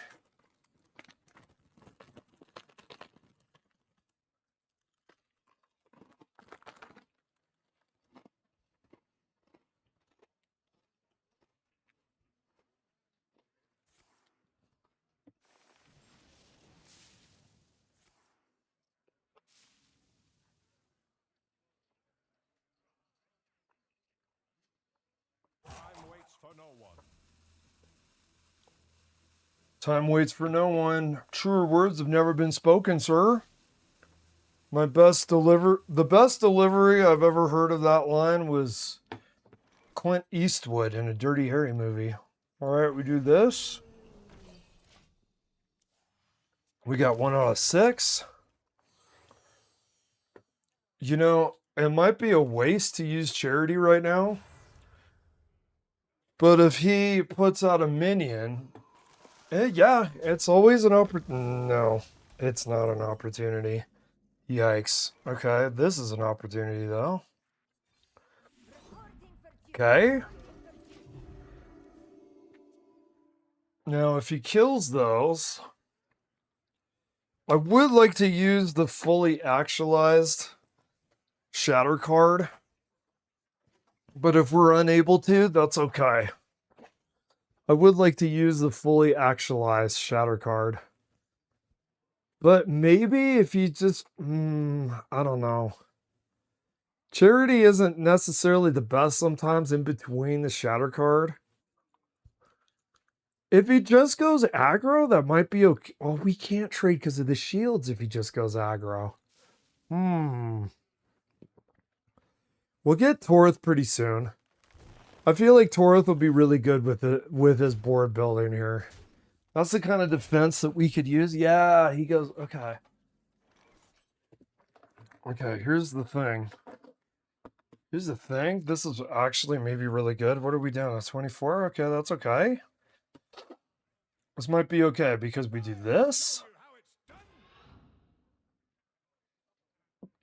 And then we go... We get one of those guys.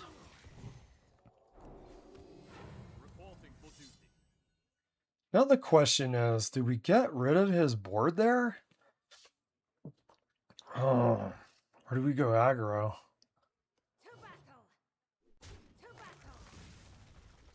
Okay, and then he's got 2 1/1s.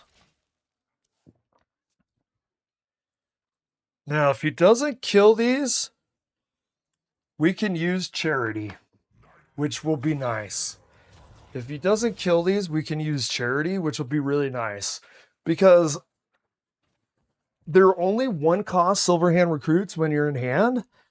And with a 3/3 buff on top of the Brash Battlemaster, that'll be really good. We might actually want to sacrifice all of these. I'm really hoping he... No. Damn. God, that sucks, dude. I'm not going to lie. That really sucks. I really wish that he had went aggro. But that's okay.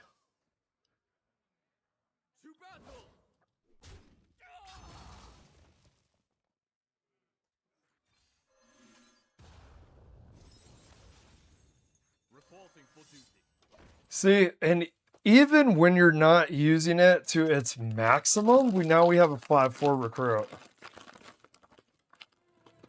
Now we have a 5-4 recruit.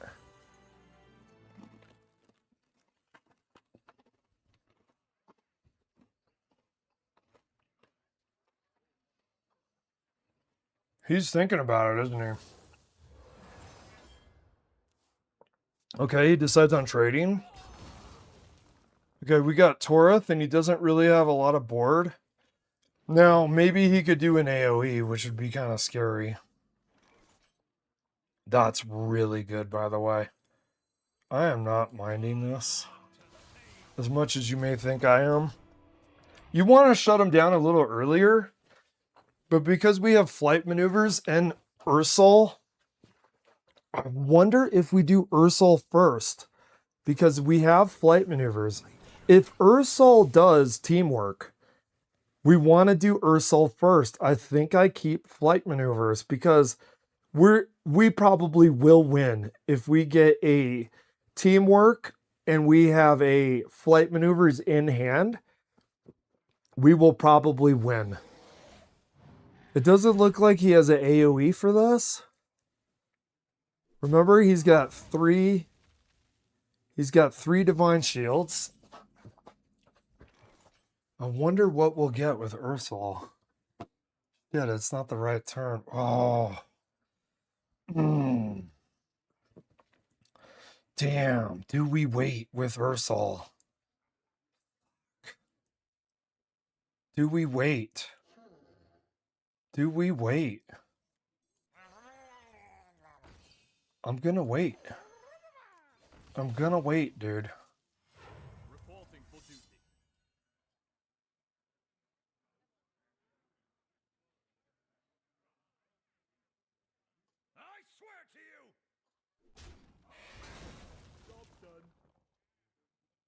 No, I'm glad I waited. Because if Ursul gives us friendship, we may be able to beat this guy. Alright, he's doing mana cheat. He's doing mana cheat sorceries over here. Yeah. You see why Ashworm isn't that bad? If he had an Ashworm, he'd have a 6-6 right now, and that'd be kind of scary. I think it'd be the biggest thing he would have right now. Well, he's got a 3-7. Okay.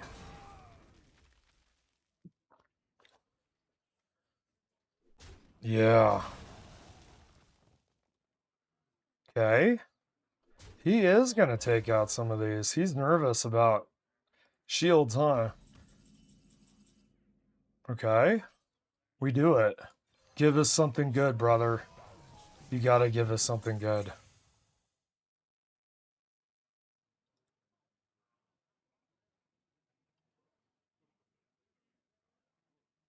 From your hand. I thought it was from the deck. No, it's good, dude. We're good. We're good. Yeah. Yeah. Yeah. I think we're good. We'll see. Oh, dude, that's got a 10 there. That is so good, man. I think we get this. I think we get this. It buffs every time, by the way. We got this three times. Okay. All right. Okay.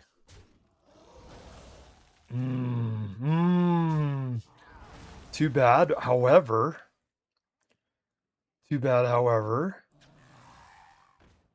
Oh my god. Come on. You could do this. Flight maneuver, everyone. Come on. You got this. Shit. Oh, dude.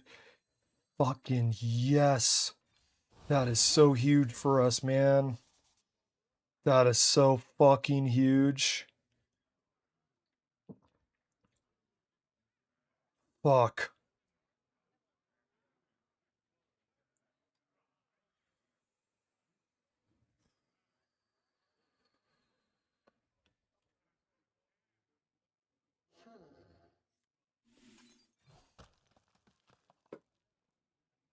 We do.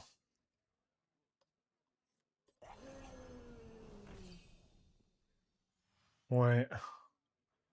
Do we? No, I saved those, right? Reporting for duty. Okay, we hit that. Okay.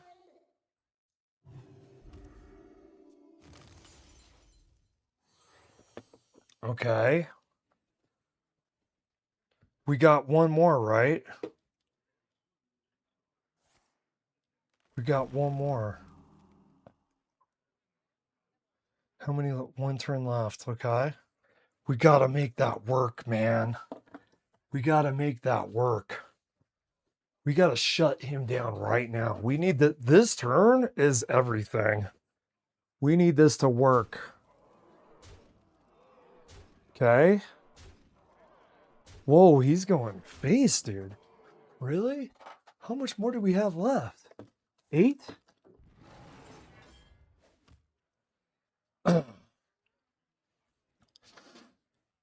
We gotta kill some of those, I guess. Oh. That's getting scary. Okay. You done? Are you done? Okay, he's done now.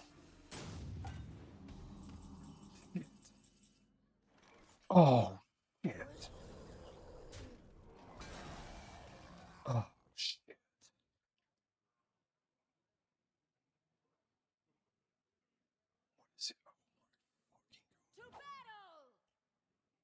Oh. 6, 9. Fuck. Where is the fucking... Oh.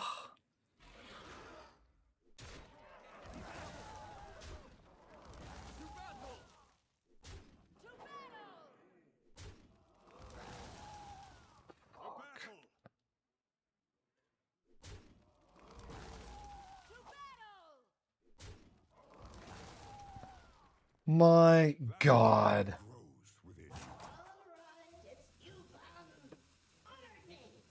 My fucking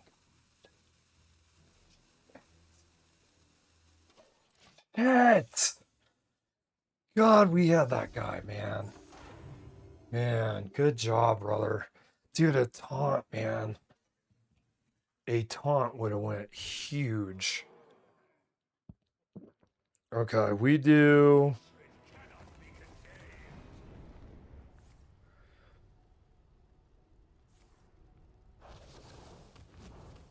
Man. Good job, buddy. Close. All right. We're going to end stream.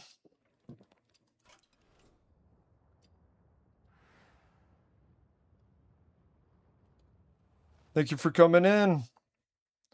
It was real.